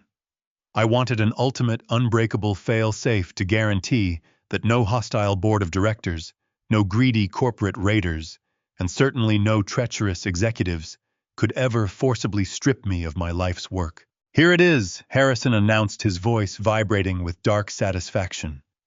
"The founder's veto." Julia leaned over his broad shoulder, her eyes narrowing as she read the archaic legal text. "What exactly does it do?" she asked. Harrison looked up, his gray eyes gleaming under the harsh kitchen lights. "It is a nuclear launch code," he explained simply. "It grants Richard the absolute unilateral authority to instantaneously restructure, liquidate, or entirely dissolve the primary holding company and all its associated assets without requiring a single vote of approval from the board of directors. Furthermore, it explicitly bypasses any requirement to notify the chief financial officer.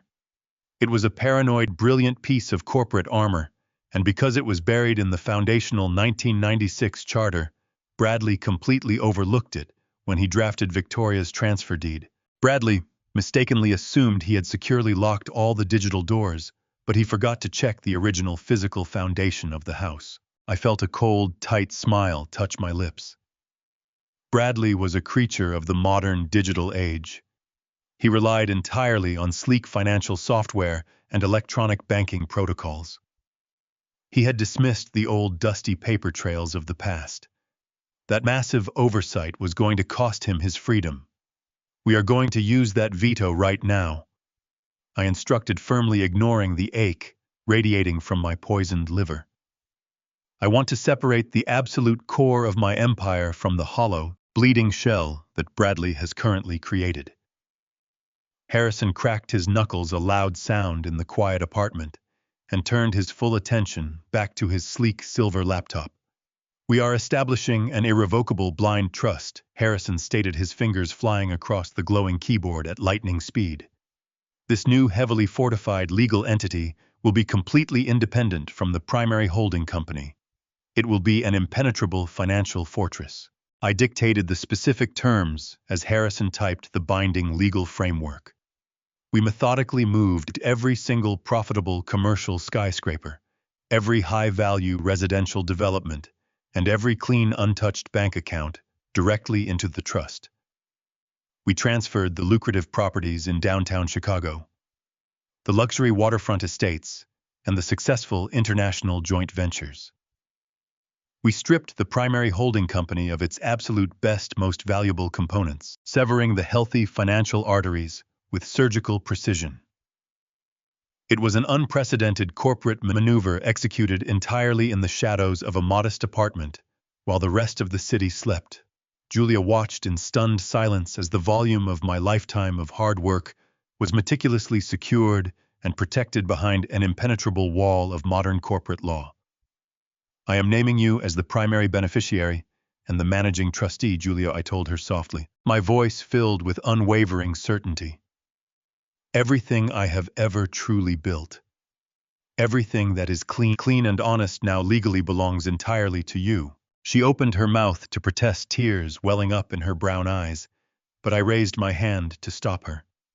"You are my daughter," I continued, my gaze locking firmly with hers. "They tried to steal your rightful future, and I let them. This is not a gift, Julia. This is a restoration of justice." I then turned my head to look at Leo, who was standing quietly by the kitchen entrance. "You will be the secondary beneficiary and co-trustee," I added. Leo's jaw dropped in total shock. He took a step forward, shaking his head. "Mr. Caldwell, I cannot accept that." Leo stammered, his deep voice thick with emotion. "I am just your gardener. I just drove the truck tonight." "You are the only man who answered my call when I was dying," I corrected him sharply. "You risked your own freedom and your own safety to pull me out of that hospital bed. Loyalty like that is rarer than any amount of money. You are family now, Leo, whether you like it or not." Harrison cleared his throat, bringing our focus back to the glowing laptop screen. "The good assets are now fully secured in the trust," Harrison confirmed, adjusting his suit jacket. Now comes the truly devastating part of our operation. What exactly do we leave behind in the original holding company for your lovely wife to inherit? I leaned forward, resting my elbows on the wooden table. We leave her the poison, I said coldly. We leave her all the environmental cleanup liabilities from the failed industrial projects. We leave her the $80 million federal tax debt that we are currently aggressively fighting in court. And most importantly, we securely tether the primary holding company directly to the offshore shell accounts that Bradley used to maliciously drain the employee pension funds. Harrison's fingers danced across the keys, legally binding the toxic, dangerous liabilities permanently to the empty shell of the original corporation. We were creating a terrifying financial black hole. By the time we finished, the once mighty holding company was absolutely nothing but a hollow radioactive shell of crippling debt and severe federal criminal liability. The trap was now fully constructed, armed, and completely inescapable. I picked up my cell phone from the table and opened Victoria's text message. The bright blue digital link glowed on the small screen, inviting me to execute her treacherous transfer deed. I looked at Harrison, who gave me a nod. I looked at Julia, who wiped a single tear from her cheek and smiled fiercely. I pressed my thumb directly against the glass screen, clicking the link, and applied my electronic signature to Victoria's deceptive document. The confirmation screen flashed bright green, thanking me for preserving my lasting legacy. I set the phone down, feeling a profound sense of victory settling warmly into my battered bones.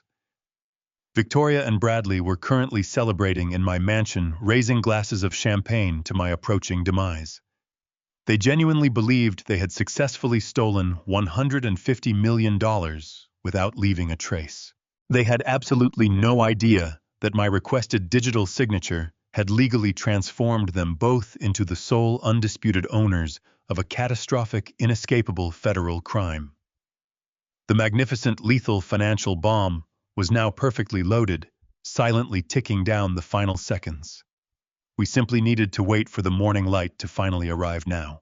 The bright screen of Harrison's laptop cast a harsh, pale light across the small kitchen table. I watched intently as the progress bars filled, legally shifting the absolute lifeblood of my commercial real estate empire into the newly formed, irrevocable blind trust. Every single premium asset I had painstakingly acquired over the last 4 decades was being carefully walled off behind an impenetrable fortress of modern corporate law. The towering glass skyscrapers in the downtown financial district, the sprawling luxury residential developments along the beautiful lakefront, and the highly lucrative international joint ventures were all officially reallocated. Harrison typed with the rhythmic, relentless precision of a machine, ensuring that no hostile legal maneuver could ever breach the newly established trust. I turned my head to look at Julia, who was standing quietly behind his chair. Her dark eyes were wide, tracking the massive transfer of wealth that was now legally secured entirely in her name. Alongside Leo, she was no longer the disowned, estranged daughter struggling to pay rent in a modest apartment. She was the sole managing trustee of a multi-million-dollar financial powerhouse. I felt a profound, settling peace wash over my aching, poisoned body. I had finally protected the people who truly deserved my protection. But securing the good assets was only the first half of our devastating late-night operation. Now we had to meticulously construct the punishment. Harrison cleared his throat, his sharp gray eyes narrowing as he opened a heavily encrypted, deeply buried corporate ledger on his screen. "We have successfully extracted the pristine heart of your empire, Richard," he stated, his voice dropping to a low, dangerous cadence. "Now we must weaponize the decaying carcass you are leaving behind for your treacherous wife." I nodded slowly, leaning forward and resting my trembling hands on the smooth wooden table. The original primary holding company, the exact entity Victoria was so desperate to inherit through her forged transfer deed, was now completely empty of any actual tangible wealth. I instructed Harrison to begin dumping every single disastrous, highly toxic liability I possessed directly into its fragile corporate structure. We aggressively transferred a massive, highly contested $80 million federal tax liability straight into the core ledger of the holding company. We permanently attached 3 severe, incredibly costly environmental lawsuits stemming from a failed industrial acquisition in the Rust Belt. We loaded the hollow corporation with staggering unpayable debts and crippling legal obligations that would instantly bankrupt any individual foolish enough to claim ownership. But the most devastating brilliant piece of our entire financial bear trap was the offshore shell companies. Bradley, my traitorous chief financial officer, had arrogantly routed the $45 million he embezzled from the employee pension funds through a series of anonymous international accounts. Because he was an executive officer acting under my corporate umbrella, Harrison was able to legally bind the ultimate ownership of those specific offshore accounts directly back to the original holding company. By doing so, we permanently attached the severe federal crime of massive corporate money laundering and pension embezzlement straight to the primary corporate entity. The trap was a masterpiece of absolute financial destruction. Whoever legally owned the holding company, when my heart stopped beating, would not just inherit a mountain of crippling debt. They would instantly become the sole prime suspect in a massive federal criminal investigation. They would be held completely liable for the stolen pension funds, and the ruthless federal authorities would relentlessly tear their entire lives apart, looking for the missing millions. I sat back and thought about the sheer poetic justice of this entire maneuver. Bradley had spent 15 years carefully learning every single loophole in the federal tax code, falsely believing he was the smartest man in any room he entered. He had meticulously hidden his tracks, ensuring that his offshore transfers were untraceable back to his personal accounts. But his fatal flaw was his immense arrogance. By using his high-level executive clearance within my holding company to authorize those malicious transfers, he had inadvertently woven his massive financial crimes directly into the fabric of the business itself. And Victoria, blinded completely by her insatiable greed and her profound lack of basic financial literacy, was about to willingly accept total legal responsibility for his entire operation. I reached across the table and picked up my cold glass smartphone. The bright screen illuminated, displaying the urgent text message Victoria had sent me earlier tonight. The blue digital link, the deceptive bait she had so carefully prepared, glowed invitingly. She thought she had cornered a weak, delirious old man. She genuinely believed that a few fake tears and a hollow plea about preserving my legacy would seamlessly hand her a massive fortune of $150 million. I looked up at Harrison, who gave me a firm, resolute nod of absolute approval. I looked at Julia, my strong, resilient daughter, who simply smiled with fierce, unwavering anticipation. I took a deep, jagged breath, pushing past the sharp pain radiating through my failing liver. I pressed my thumb firmly against the glowing glass screen, tapping the blue link. The secure document loaded instantly.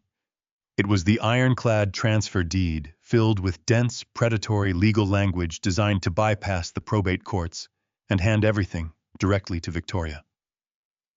I read through the complex paragraphs one final time, marveling at the cold, calculating efficiency of their treachery. They had left absolutely no room for error, ensuring that the second my death certificate was officially filed with the state, her absolute ownership would become completely irreversible.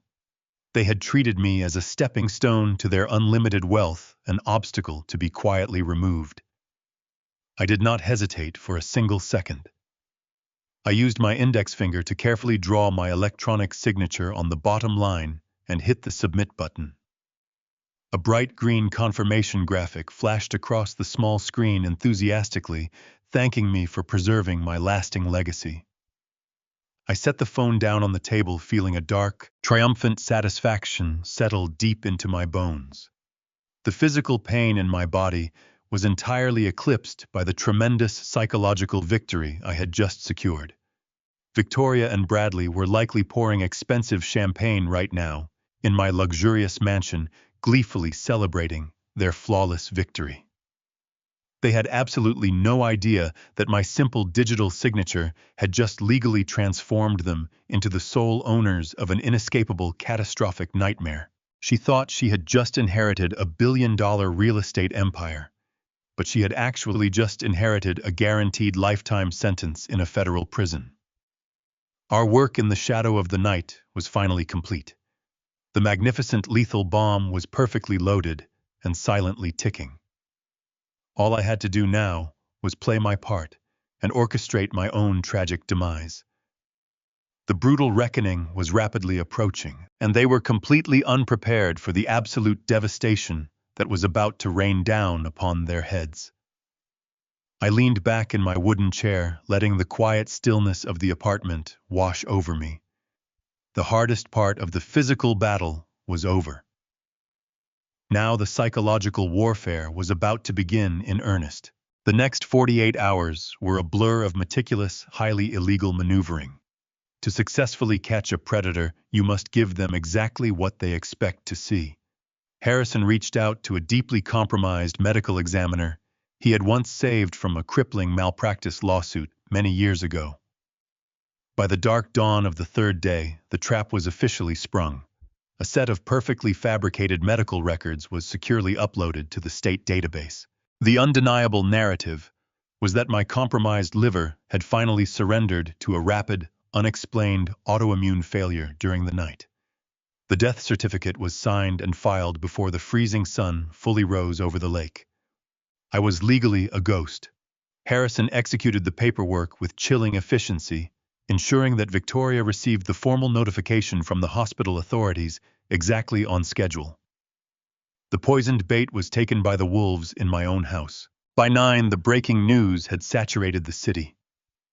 I sat at the kitchen table staring at the digital front page of the local newspaper displayed on the laptop screen. Real estate mogul dead at 70. The lengthy glowing obituary detailed my meteoric rise from a poor working-class neighborhood to the absolute pinnacle of the commercial property market. It spoke of my vast philanthropic contributions, my ambitious building projects, and my ruthless visionary business acumen. But the only part of the article that truly mattered was the brief, highly sanitized paragraph at the bottom. It stated I was survived by my loving, devoted wife, Victoria, who was entirely heartbroken by the sudden, tragic loss. Reading those words made a cold, bitter knot form in my stomach.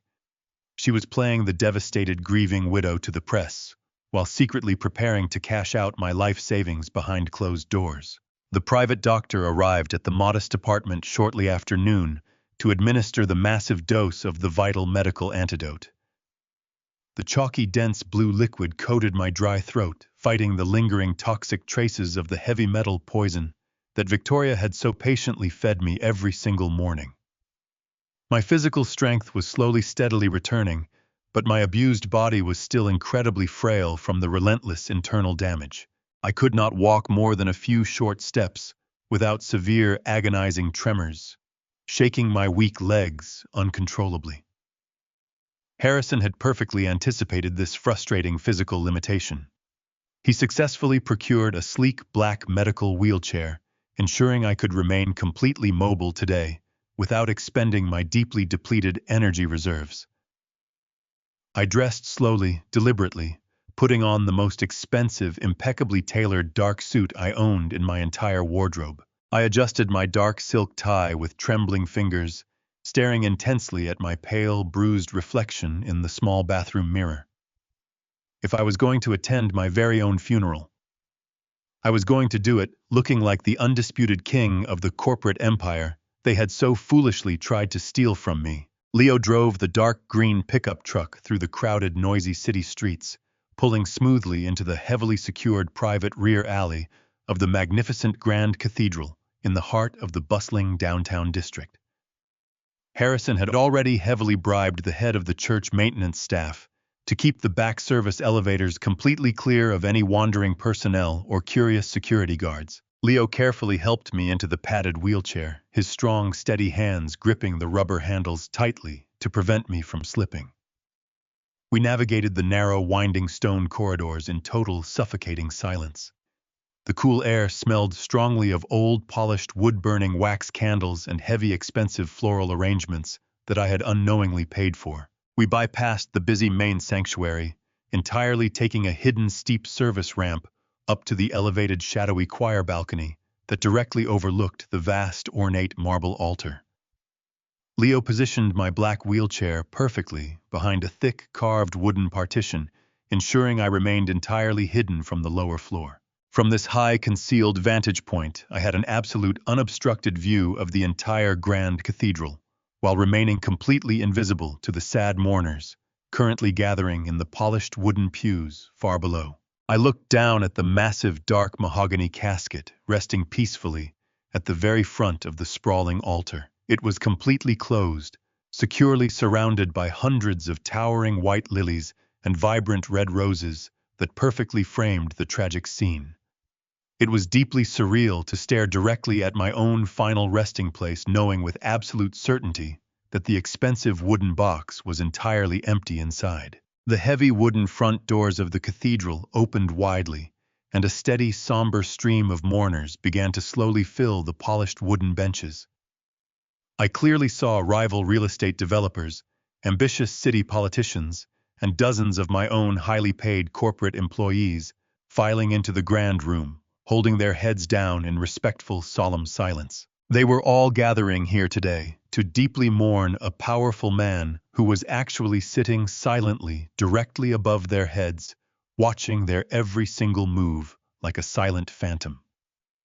The massive pipe organ began to play a slow, mournful, sweeping melody that vibrated deeply within my aching chest wall. The grand theatrical stage was finally set for the ultimate deceptive performance to begin. The brutal reckoning was no longer just a distant, quiet possibility. It was breathing right down their treacherous necks. I watched intently as the immediate family was slowly escorted to the reserved front row directly facing the empty wooden casket. My heart hammered painfully against my ribs as I saw them walk down the long carpeted aisle. They walked with their heads bowed, projecting an aura of immense tragic sorrow to the hundreds of watching guests. They were putting on the absolute performance of a lifetime, completely unaware that the man they had murdered was actively grading their acting skills from the dark shadows above. I gripped the padded armrests of the medical wheelchair, my knuckles turning completely white as I waited for the final agonizing act to officially begin.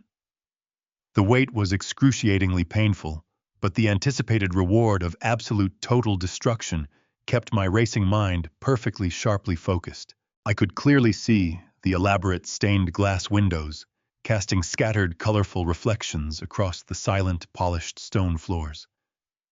The quiet murmurs of the assembled massive crowd slowly faded into a reverent total silence as the heavy cathedral doors firmly closed, shutting out the freezing winter winds completely. This was the exact moment they firmly believed they had won the ultimate grand prize. They genuinely thought my entire immense fortune was securely resting safely within their greedy, grasping hands right now. I leaned slightly forward in my hidden black chair, feeling a sudden sharp thrill of power surging warmly through my recovering veins. The terrible physical pain was entirely forgotten, replaced by the brilliant, absolute clarity of my impending, ruthless vengeance. Leo placed a supportive, heavy hand gently upon my right shoulder, offering a silent, powerful reassurance. The trap was now flawlessly fully engaged, and there was absolutely no possible escape for any of them. The dark, heavy curtain was finally rising rapidly on their absolutely devastating, permanent destruction, and I was going to thoroughly enjoy every single second of their spectacular public downfall.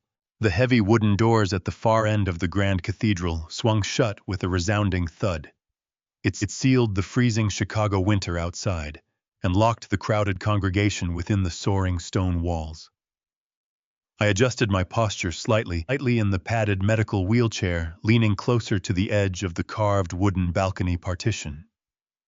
Beside me, Leo remained a silent, imposing statue in the dark shadows, his steady presence anchoring me to the present moment.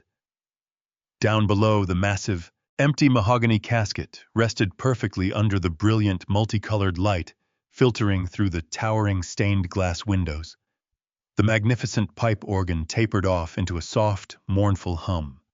It was time for the primary actors to take their places on the elaborate stage they had so meticulously built upon my supposed grave. My eyes locked onto the front pew reserved exclusively for the grieving immediate family. Victoria stood up slowly, leaning heavily on the arm of her hired public relations manager. She was wearing a custom-tailored black silk Dior dress that hugged her figure flawlessly. A delicate vintage black lace veil partially obscured her beautiful face, adding a perfect cinematic touch of tragic glamour to her orchestrated performance. She walked toward the empty casket, with trembling, hesitant steps, pressing a pristine white handkerchief to her eyes. The sheer audacity of her fake sorrow was absolutely breathtaking to witness. She placed a single white rose on the polished wood of the coffin and let out a soft, echoing sob that carried perfectly through the cavernous room. Hundreds of wealthy real estate developers, city politicians, and corporate executives bowed their heads in sympathetic silence, completely captivated by the devastating grief of the wealthy widow. I watched her perfectly manicured hand trace the edge of the mahogany box, the very same hand that had poured lethal heavy metal toxins into my morning coffee for 6 consecutive months. She was playing the role of the shattered wife with such terrifying conviction that had I not heard her gloating whisper in the intensive care unit, I might have actually pitied her. She turned away from the casket, dramatically wiping away non-existent tears, and returned to her seat, securely clutching the imaginary keys to my billion-dollar empire. Seated directly next to Victoria was Harper. My 25-year-old stepdaughter did not even bother to feign a convincing level of sorrow at all. She was dressed in a dark, incredibly expensive designer outfit that I had undoubtedly paid for just a few weeks ago. While her mother performed for the captive audience, Harper was aggressively tapping the bright screen of her smartphone, her face twisted into a mask of bored, petulant irritation. Through the highly sensitive parabolic directional microphone Harrison had discreetly placed near the front row for our monitoring purposes, I could hear her hushed, deeply annoyed complaints filtering clearly into the small wireless earpiece hidden in my right ear. "I cannot believe they are dragging this out for another hour," Harper whispered sharply to a wealthy friend sitting quietly beside her. "The cold weather is absolutely ruining my hair, and the valet is taking forever to bring the cars around. I just want to get the new Porsche back to the estate before it starts snowing again." The sheer, unadulterated entitlement, radiating from her quiet complaints, made my jaw clench tightly. She was sitting 3 feet away from what she genuinely believed was my dead body, and her only pressing concern was getting behind the steering wheel of the luxury sports car she had so casually claimed from me earlier. She claimed it while I was bleeding out in a hospital bed. They were not just mourning my death. They were actively celebrating their newly acquired unearned wealth right in front of a massive audience. The soft, mournful organ music faded into complete absolute silence.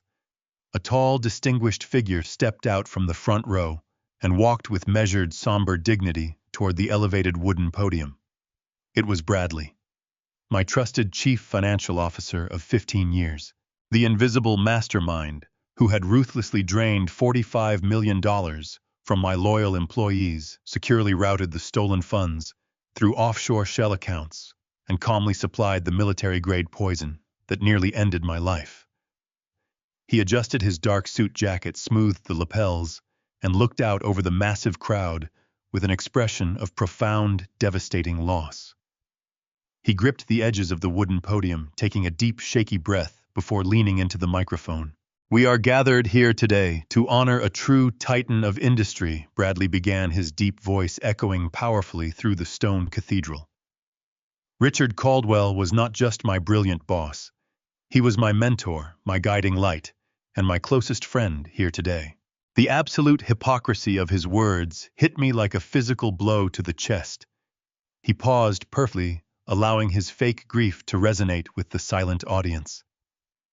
"Richard built an unmatched, towering empire from the ground up," Bradley continued smoothly, But his greatest achievement was not his immense wealth. It was his unmatched integrity. He was a man who always put his people first, a man who built his entire life on the solid foundation of unwavering trust and profound loyalty. Working by his side for the last 15 years was the greatest privilege of my entire professional career. I listened to his flawless, practiced speech, my blood running completely cold. He was eloquently praising my integrity, while secretly standing on the ashes of the pension funds he had maliciously burned to the ground. He spoke of trust and loyalty, while hiding the stolen millions in the Cayman Islands. He looked directly at the empty mahogany casket, his face a perfect mask of tragic devotion, and confidently lied to every single person in the room. He believed he was completely untouchable. He believed he had executed the absolute perfect corporate murder, leaving absolutely no loose ends whatsoever here today. He believed he had left no suspicious paper trails and no surviving witnesses. He believed the weak, clueless old man he had so brilliantly outsmarted was currently rotting silently inside that expensive wooden box. I sat in the dark, hidden balcony, my breathing slow and perfectly controlled. The heavy medical antidote was surging powerfully through my veins, clearing the last lingering traces of weakness from my battered mind. The grand, grotesque theater playing out below me was the absolute pinnacle of their deceptive triumph. They had successfully gathered the entire city to bear witness to their glorious, unchallenged victory. They had brazenly claimed my legacy, my money, and my life. But the final act of this elaborate tragedy was not going to be written by the treacherous wife, the spoiled stepdaughter, or the thieving executive. The stage was now perfectly beautifully set for the ultimate devastating resurrection. Bradley slowly finished his tear-jerking eulogy, bowing his head in a moment of manufactured silent reverence. The captive audience let out a collective sympathetic sigh. Victoria sobbed loudly into her pristine white handkerchief. The heavy trap had reached its absolute maximum tension. I looked over at Leo and simply nodded quietly.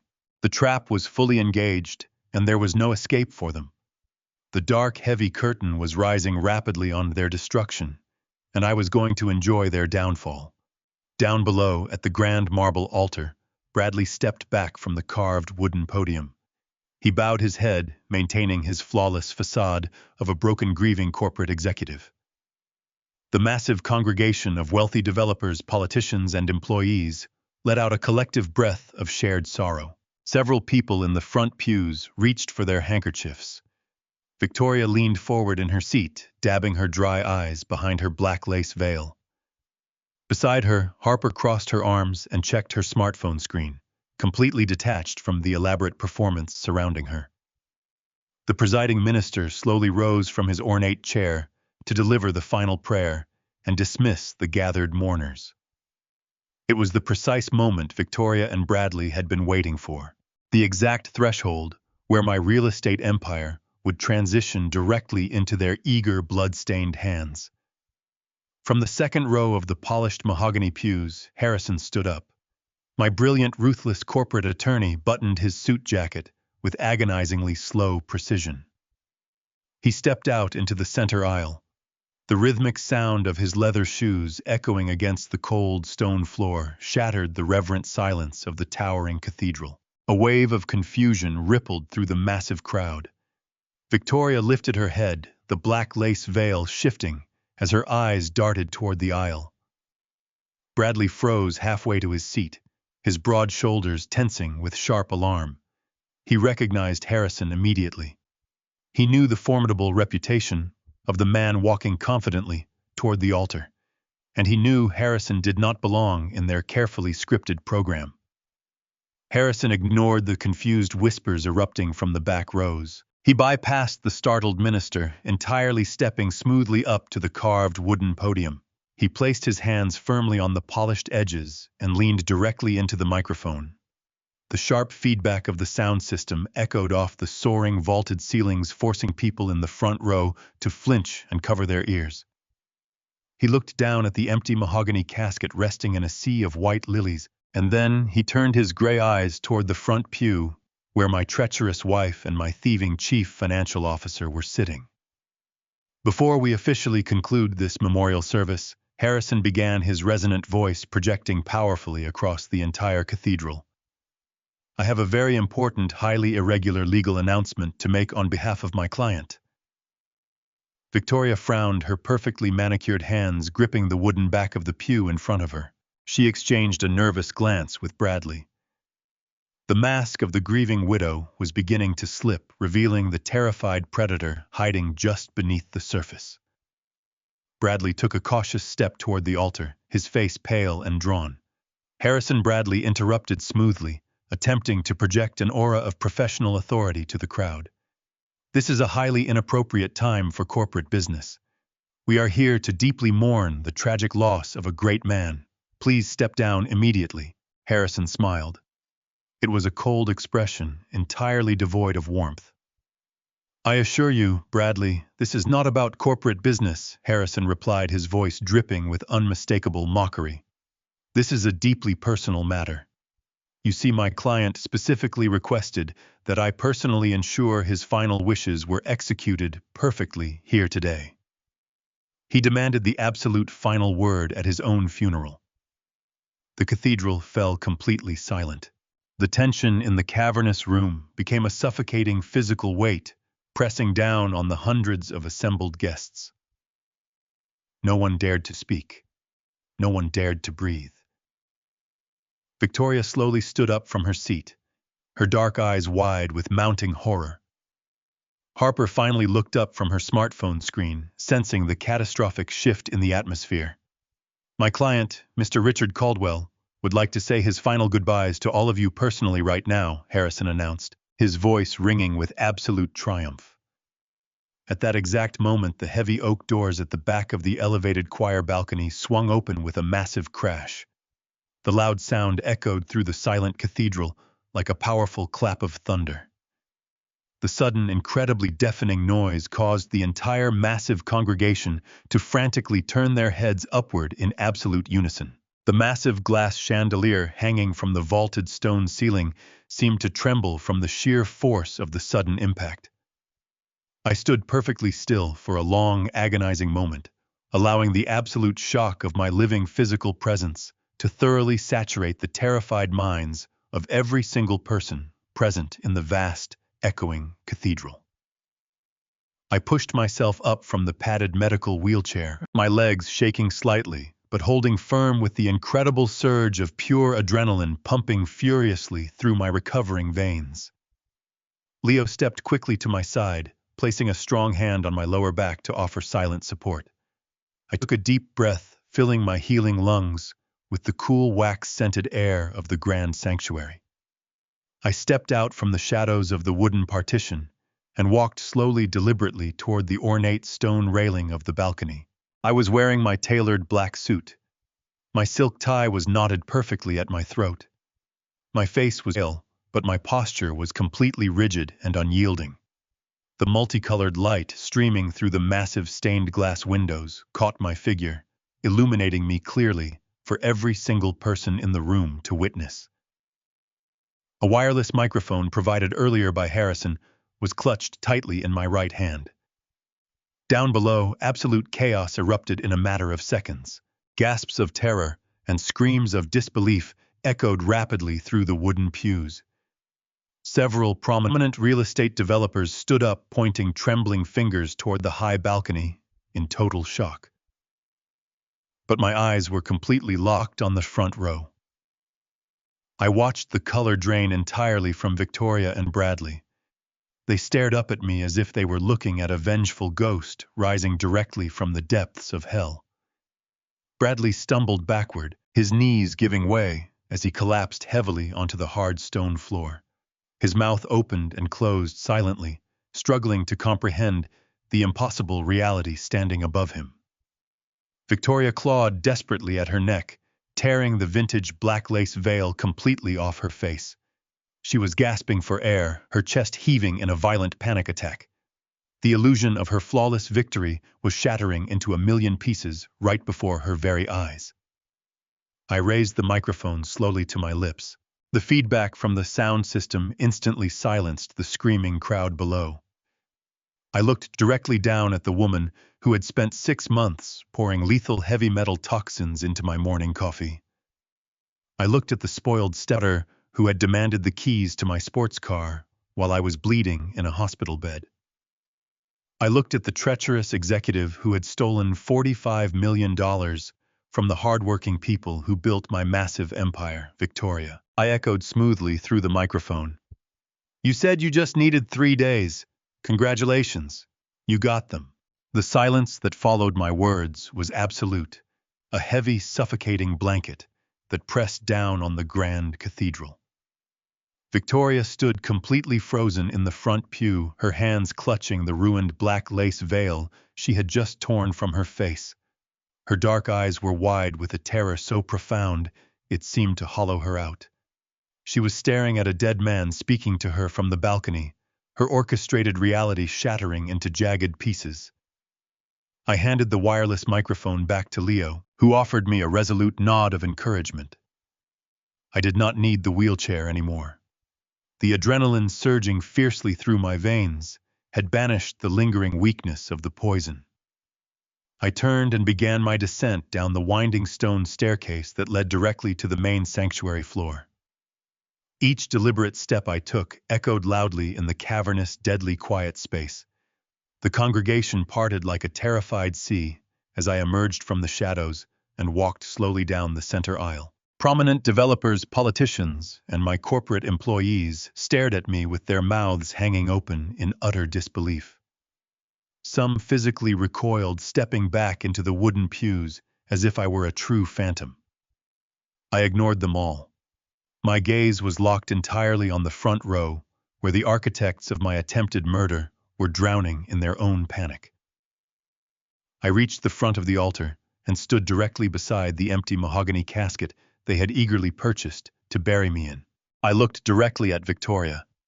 Her perfectly manicured hands were shaking violently. She tried to, but her vocal cords completely failed, producing only a pathetic, breathless gasp.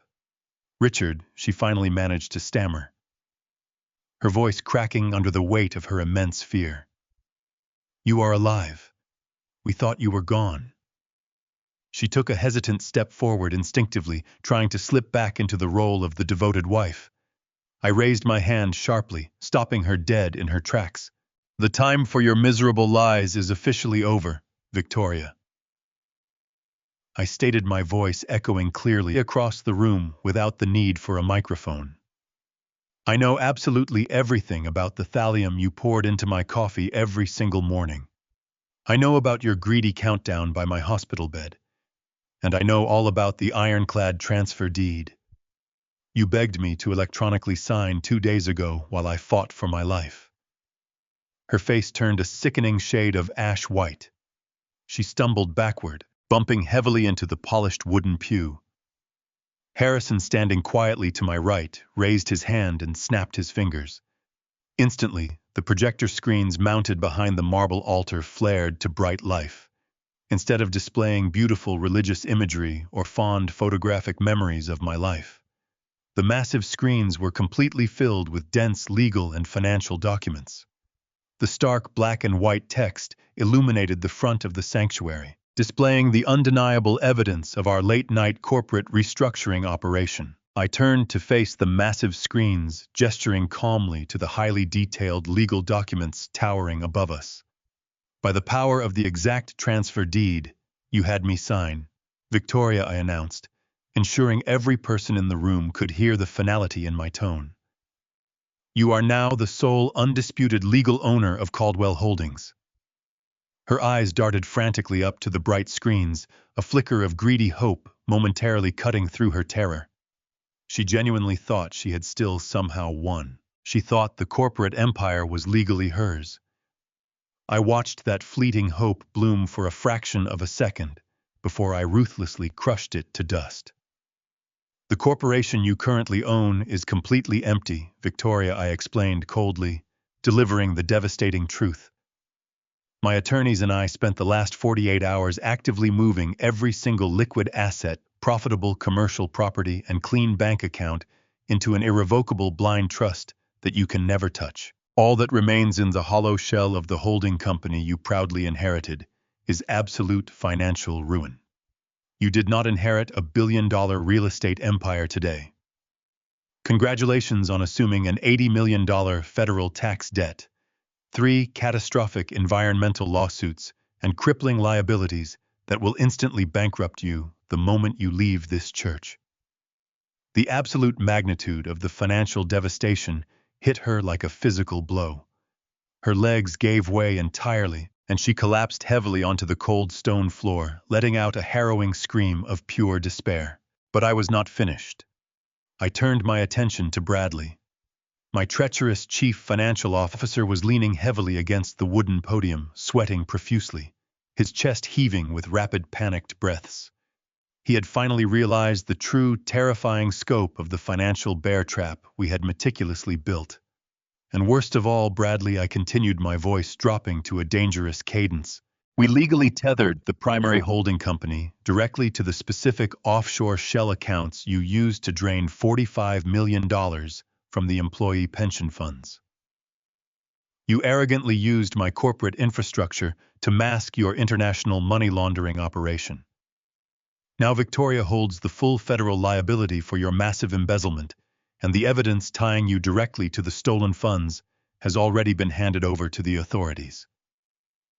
Bradley's eyes widened in sheer, unadulterated terror. He realized instantly that his highly lucrative corporate heist had just transformed into a guaranteed lifetime sentence in a federal penitentiary. Survival instinct overpowered his remaining logic. He spun around, abandoning his carefully crafted persona, and bolted desperately toward the heavy side exit doors of the cathedral. He shoved past a terrified mourner, his expensive leather shoes slipping frantically against the polished marble floor. He reached the heavy iron door handle, yanked it downward, and threw the heavy door open, desperately seeking the freezing freedom of the winter air outside. He did not make it past the threshold. 3 towering men wearing dark tactical windbreakers stepped seamlessly out of the cold shadows, completely blocking his only path of escape. They were federal agents from the Financial Crimes Task Force. Harrison had personally contacted them late last night, providing the unassailable digital records of the offshore wire transfers and the certified toxicology report, confirming the targeted heavy metal poisoning. Bradley slammed directly into the solid wall of federal agents, bouncing backward into the church. The lead agent stepped forward with brutal, practiced efficiency, grabbing Bradley firmly by the shoulder and spinning him around. You are under federal arrest for massive corporate fraud, embezzlement, and conspiracy to commit murder. The agent stated, his deep voice carrying easily over the stunned gasps of the remaining congregation. The heavy, metallic click of steel handcuffs locking securely onto Bradley's wrists was the most satisfying, beautiful sound I had heard in my entire 70 years of existence. The formidable executive, the man who had arrogantly believed he was the smartest person in any boardroom, was forcefully shoved against the stone wall, humiliated, and completely stripped of his stolen power. I stood tall at the altar, breathing in the sweet air of absolute victory, watching my enemies drown in the inescapable consequences they had built for themselves. The heavy oak doors of the cathedral slammed shut behind the federal agents, taking the architect of my financial ruin away in chains.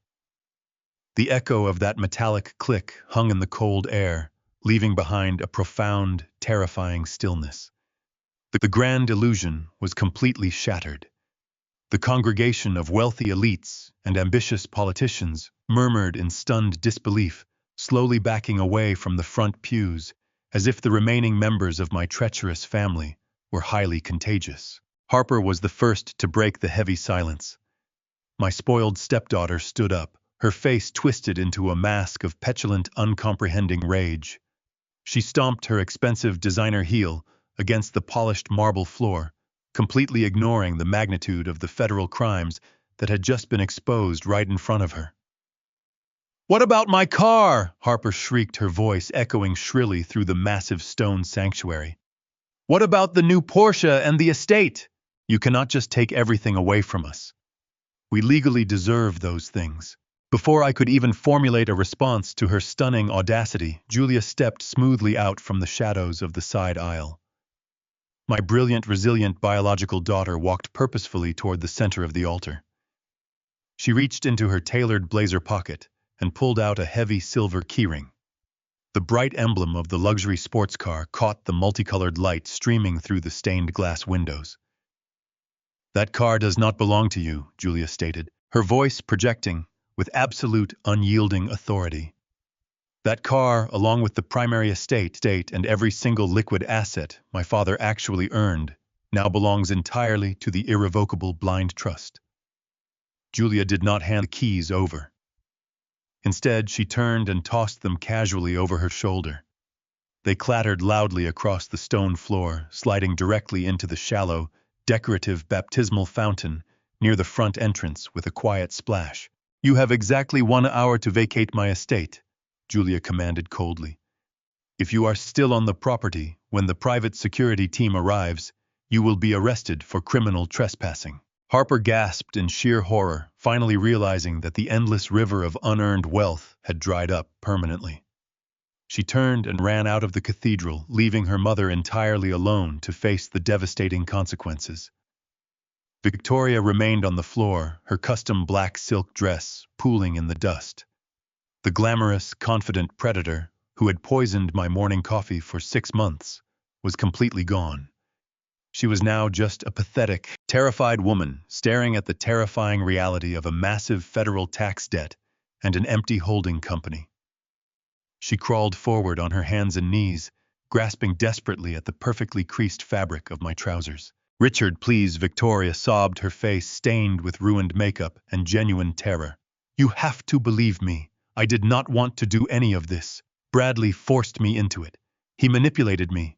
He told me it was the only way to secure our future. You have to forgive me. I am your wife." I looked down at the woman I once loved with all my heart. I felt absolutely nothing. No anger, no sorrow, just the pure freezing ice of absolute clarity. I reached down and pried her trembling fingers off my clothing, stepping back to leave her isolated on the cold marble floor. "Thank you for giving me 3 days. Victoria," I said, my voice steady and completely devoid of mercy.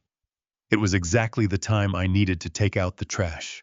6 months later, the bitter cold of the Chicago winter had completely surrendered to the warm, gentle breeze of a peaceful summer afternoon. I sat comfortably on the wide wooden porch of a quiet lake house tucked away in the dense northern woods. I took a deep breath of the clean pine air. My liver was steadily healing, my strength had fully returned, and the toxic shadows of my past were permanently erased. From the open kitchen window behind me, I could hear the beautiful, comforting sound of Julia laughing warmly as she prepared our evening dinner. I looked out toward the sprawling green lawn stretching down to the blue water. Leo was not holding a pair of pruning shears or pushing a lawnmower today. I was wearing a sharp, custom-tailored gray suit, sitting at a glass patio table with an open laptop, carefully reviewing a portfolio of highly profitable commercial properties as the new co-manager of the trust. I watched him work with a deep sense of pride settling into my bones. I had spent my entire life building a massive empire for people who only saw me as a walking bank account. Now I finally understood the truth. Blood does not make a family. Loyalty does. Wealth can buy comfort, but it never buys you genuine loyalty. When you spend your entire life rapidly accumulating valuable assets, it is incredibly easy to become completely blinded by the dangerous sycophants who surround you, fatally mistaking their endless greed for affection. Real family is not defined by simple bloodlines or legally binding marriage certificates. It is fiercely forged in the brutal crucible of your absolute darkest moments. True power is not about how much money you have. It is having the wisdom to recognize a snake, letting them dig their own grave, and pushing them in right now. If you enjoyed this story of ultimate revenge and justice, hit that like button and subscribe so you never miss another thrilling life story. Have you ever caught someone plotting behind your back? Tell me how you handled it in the comments below. See you in the next one today.